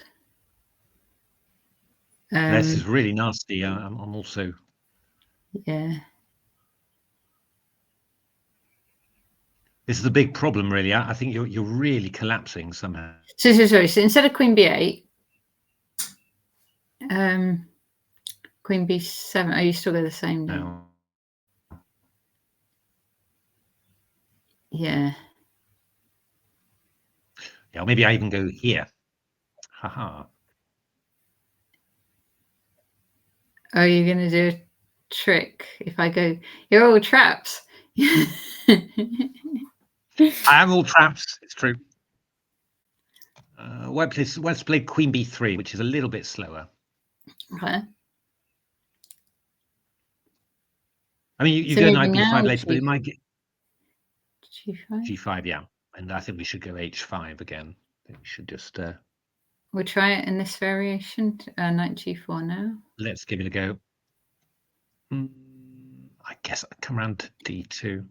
Maybe I don't have to take that h pawn immediately. Maybe I can activate my queen for. Oh. Yeah, I'm not sure about f5. Maybe I will take the h pawn because I'm then going to go queen d7 and queen into h3.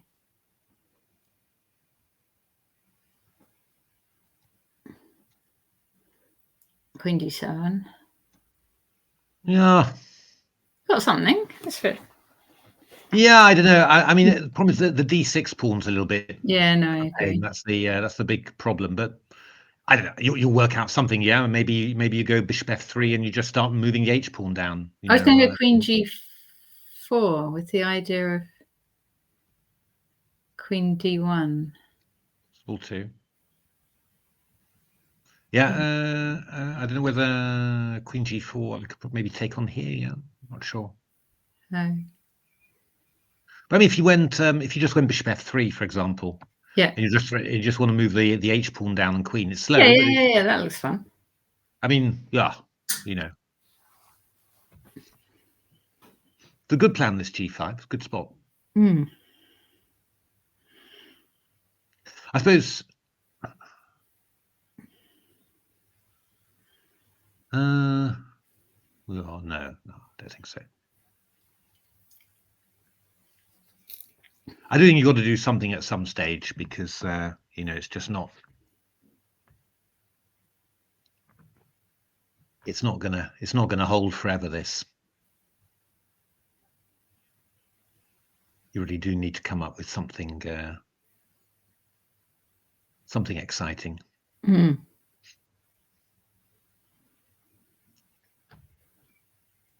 How's the other game going? Oh, this was this one. Yeah. Rooks have got exchanged. Yeah, we're going to take this one now. Oh, wait a minute. So he went Rook C5 to hold everything. Yeah.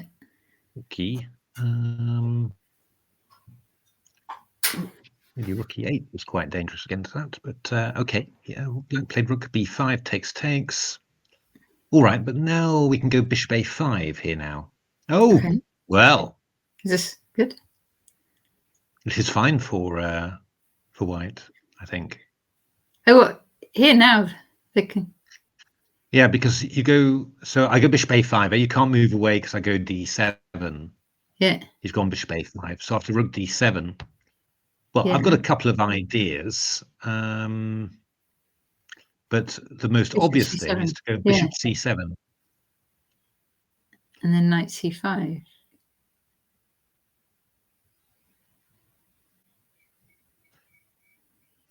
And if things that, however, is the irritating thing.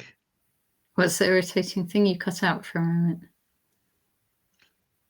Well, the problem is that if I go King G1, you go Bishop D5, and I can't go here because of D2. I didn't even notice that D2. Oh, So that's annoying. That's annoying. But maybe what I can do is to play the move Bishop B6 precisely at this moment. Bishop T5. Yeah, Bishop D5, I go Bishop D. Take the knight. Oh, check. Yeah, I see. E4. Well, Yes. I don't know whether new rules are being played, but the king is in check. Okay. It's kind of awkward, yeah? Yeah. King F6, I go Knight F6. Here at Bishop Interesting. C5. Interesting. Yeah. So I think that the only possibility you've got is here. Then I go Knight F6, takes, and I go Knight G8. After King H5, I go Knight F6. And after King H6, I go Knight G8. Sure. And after King H5, I go Knight F6. And after King H4, I go Bishop F2, checkmate. Funny for England. So that's quite nice. The only thing I would say is after Bishop B6, maybe there is D3. Yeah. But then you still do check, right? Bishop D4 check. Do you go Bishop D4 check still? What am I going to? You What am need I a going to follow-up. do? Or maybe leave that in reserve and just go Knight D. I think it's okay. I can go Bishop D4. Okay. So where do you go? At King H6, I've got the same thing again. I go Knight F6. Okay, so King F8, let's say. Yeah, it's not 100% clear, but King F8. Then I go play the move. Oh, curses! It doesn't quite work.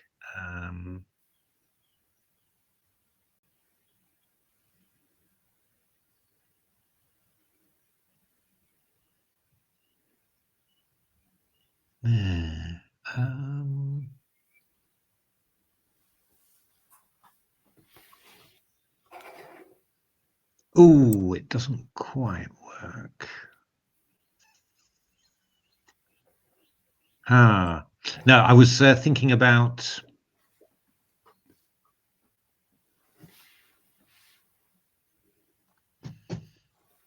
Now, this D2 move is very irritating. Oh, he's gone rook A8. Okay.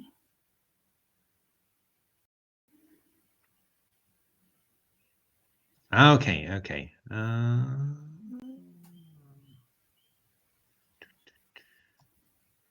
Bishop D B6. No, there's a Where's your little. mate. Okay, yeah, so you have to go there. Oh Go no, back there. that's clever. That rook A8 move, is it? That was clever. That was clever. Yeah. Yeah. Maybe it's. Oh. Yeah. Bishop E1. Yeah. Bishop takes D5. Hmm. I mean, what I could do, I suppose, is to play knight to C5. Ah, clever. That's clever. Because if they take, you're going to take on B3. See. Guard the square. Yeah, it's got a few problems though. It's got a few issues like D3, for example. This is not going to work. Curses. It's close. It's really close. You know, it's black player played this very, very riskily, but it looks like he's got away with it. Looks like he's got away with it.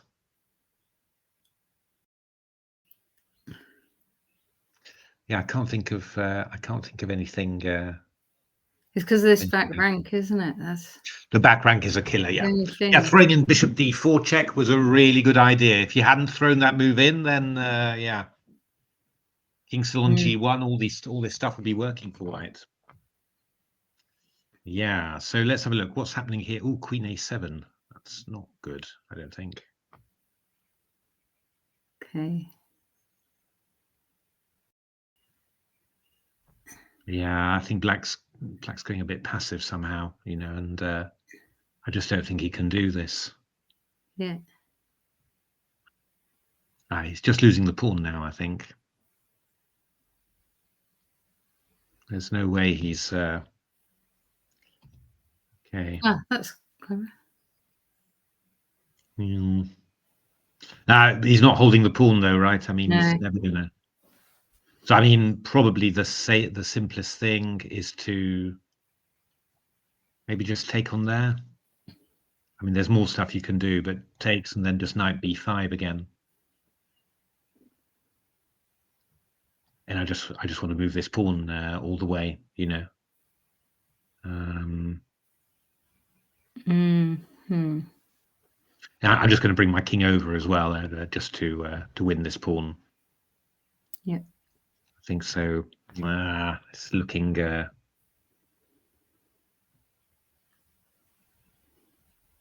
bad somehow.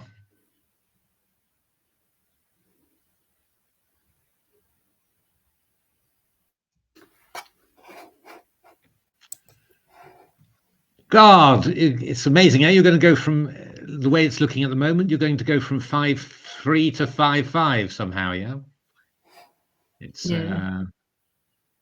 always feels very harsh in a match.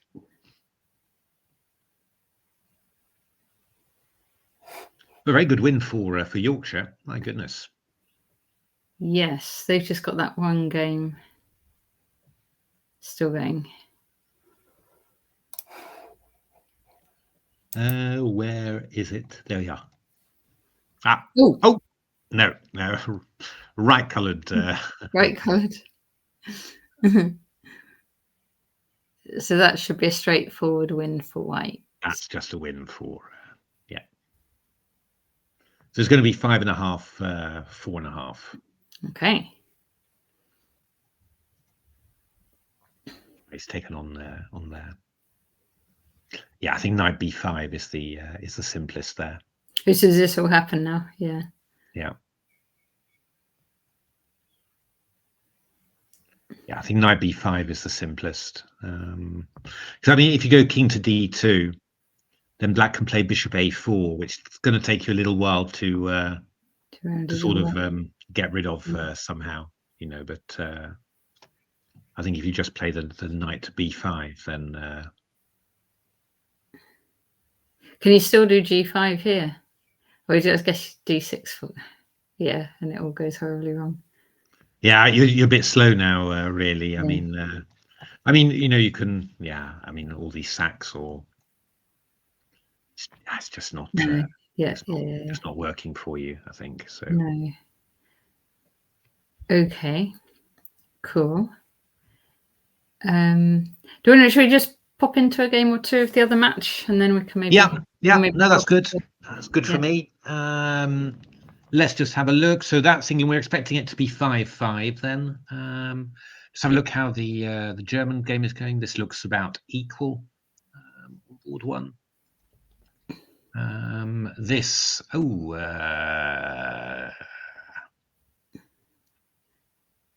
Interesting. Oh, so knight f6 is the threat, or is he? No. I'm just wondering what happens after bishop h6 actually. So if b7, we could go bishop back to f4, which would be nice. But I'm imagining that. Yeah, but can't you go? Check. Check. Yeah, that's going to be the one. So we're probably going to go round to e6, and then b7, and then b7. Yeah, that looks pretty much over somehow. So yeah, I think that white's winning that one. That's going to be another win for Germany. I think Germany's going to win quite convincingly there. This was a draw, absolutely. Yeah. And this is looking like another German win there, and then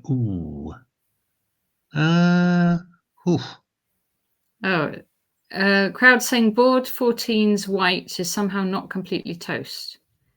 Oh God. What happened there? Played d7. So, okay. And black didn't take on d7 simply, but went for brilliance.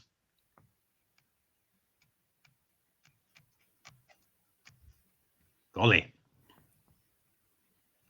Oh, I think I would have thought that. Can't you check and can't you go queen d1? But it is white to move. As white to move, then you can't. But I think it's just winning. I think, yeah. Although actually, no, it's not so clear. Yeah, I mean, so rook d4 first of all, rook c1 check. That just wins. So takes followed by takes. However, we will go chalky. Yeah. Okay. So queen takes rook, presumably. Oh no, maybe not. So you're going bishop. You'd want to go here really to win the queen. But then we go rook a3, and after queen d1, we go queen c1. So that's not good. But still, go back. So what if you just go queen? Oh, sorry, I didn't mean queen. I meant, in fact, when I said queen, I meant bishop. Yeah, just there. And take the rook. But you are a rook down. How much down am I? Rook. Well, wait, go back then. Instead of that, take the other rook.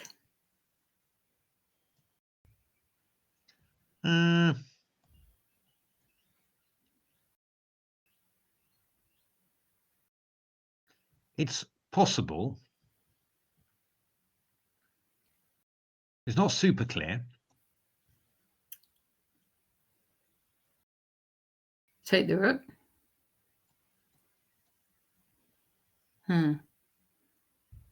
We can't play e2. We could take on f2. Oh well, we're piece You are down. piece. Yeah, you're piece down. Wait a minute. Because what you could try is, let me just get this right. So, not 100% sure about this, but let's try it. Bishop c4. And then we're going rook A. Well, we've got bishop A3 or rook A3. I'm not sure which. If we do rook A3, I'd take with check, which is just winning. Bishop here takes. Yeah. Okay. Fair enough. So we go bishop A3.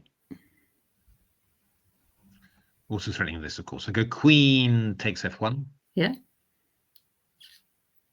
King to B2, only move. Queen D2. King B1, only move.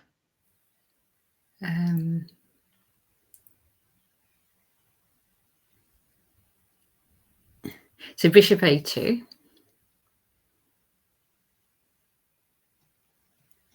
And then take the rook. Oh, F8's on freeze with check. Yeah, no, that's the I mean, that's not clear, right? This might be it could still be winning, yeah, because for example, if I take on here, I just come back here and I've got some queen A2s and stuff. So, but indeed, it's quite. It needs some accuracy from black. But I would expect that this line would be. I'd expect that this line would be winning somehow. Feels like you should be able to. It's quite forcing somehow. Yeah.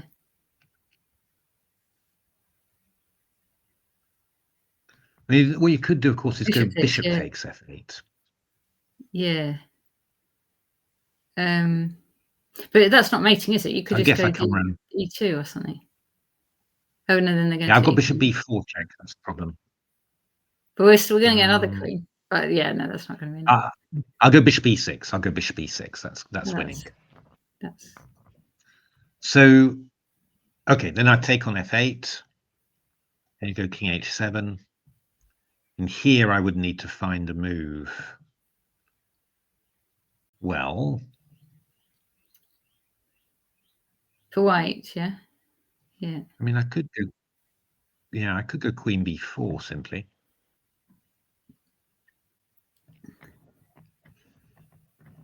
It's not hardly finished. Queen F2. Yeah, I go queen E4. F5. Or actually, can I go bishop D3? Maybe this is even be a little nasty. Who knows?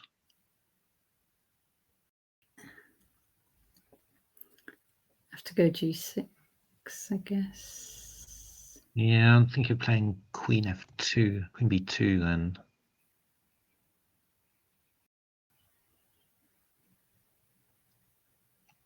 Swapping off, play the bishop back to F1. Right, bishop D5. I'll take. I'm just throwing bishop C5. Yeah.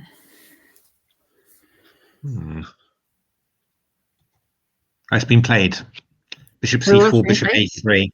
Oh god, that's an exciting one. So this is it. This is the current position. This is the current position. So what are we expecting? Queen. Yeah. Is that current position now? Yeah. Okay. Wow. So bishop A2 check was what we were looking at. But you could do like just bishop. Say you just went bishop F1. Yeah, I go queen F8 or something, you know, and You're quick. I've got. Yeah, I'm not sure. Okay, so what, he's just this one's just checking. Yeah, I don't know. He's maybe gaining some time, or maybe thinking of a draw. I don't know. That would be incredible.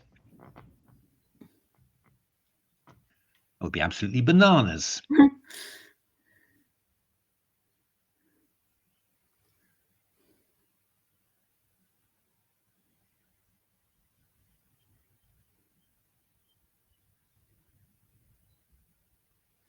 What was I thinking? I had a thought.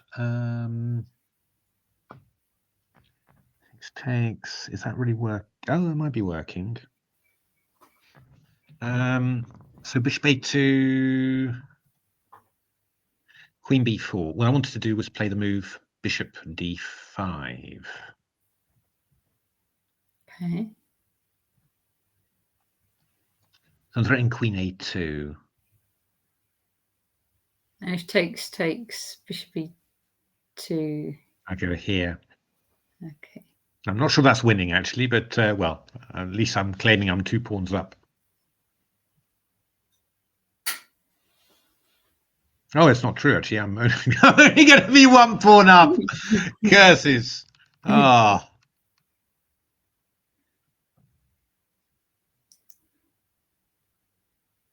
That's very cruel.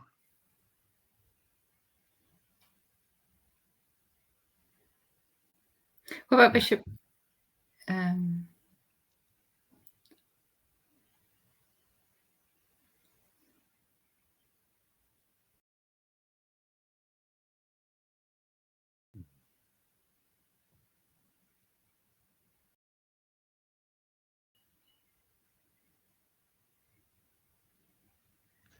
is bananas.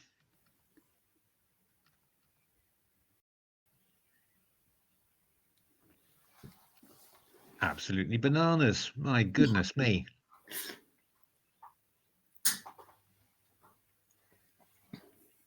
This shouldn't be legal.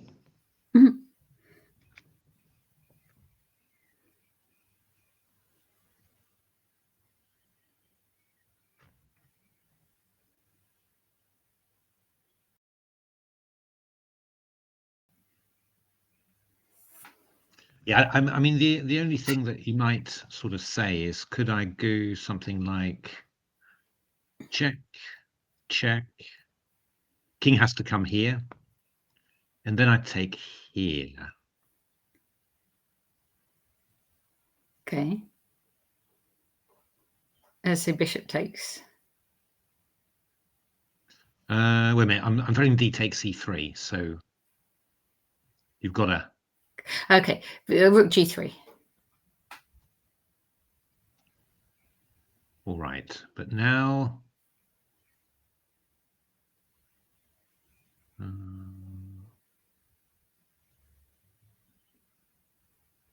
Let me just. I'll just go there. Let's get a little bit closer.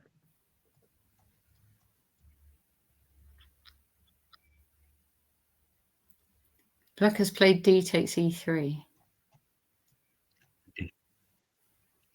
Oh wow.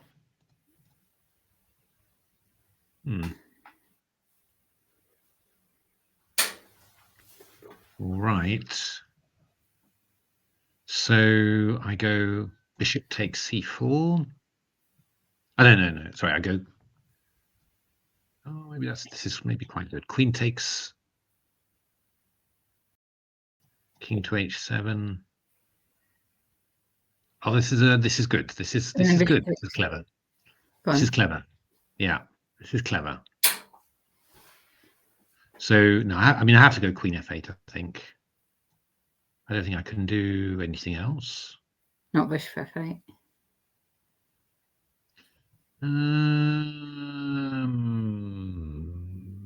Not sure. I wouldn't have thought I could get away with that. Yeah. Not 100% sure about it.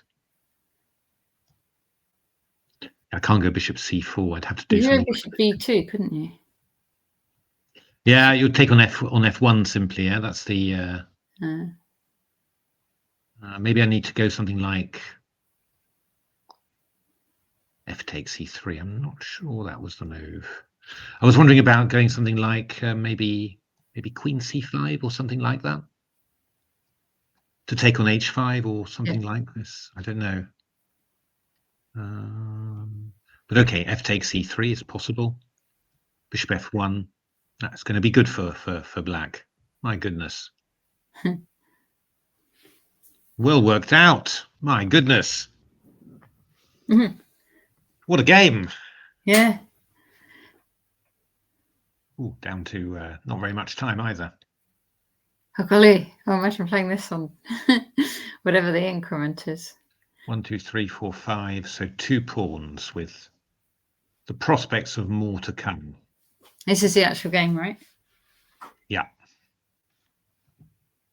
So the H pawn has gone, but you're probably going to grab this one, I guess. Yeah, that makes sense. So that one's safe. Yeah. Should be doing well here.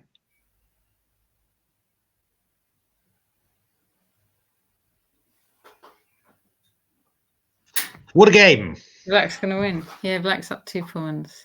I think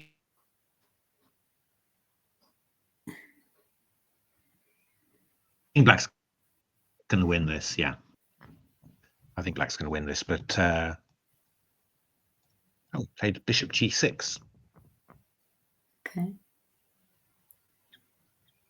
Oh no, perpetual. Oh God! Oh!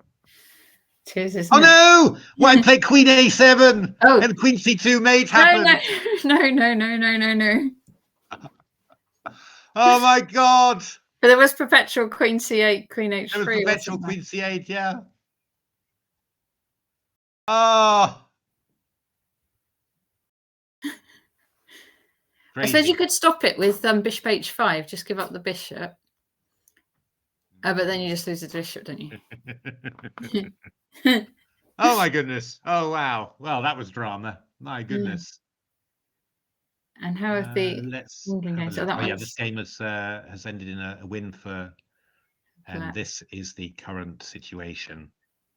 The big passed a pawn there. I suspect that the Black will go down in the end. Alrighty. Well, shall we wind up there then, Matthew? We can wind up there. Yeah, brilliant. Okay, lovely. And then we're on again tomorrow morning. Yeah, for me from until about 11:30, I think. Right. Okay. Yeah. Lovely. Brilliant. Looking forward to it. Looking forward to it. Alrighty. So see you tomorrow. Thanks everybody very much for watching. Hope you can join us again tomorrow morning, bright and early. 8:45, right? 8:45. Okay. We'll be there. See you. See ya. Bye.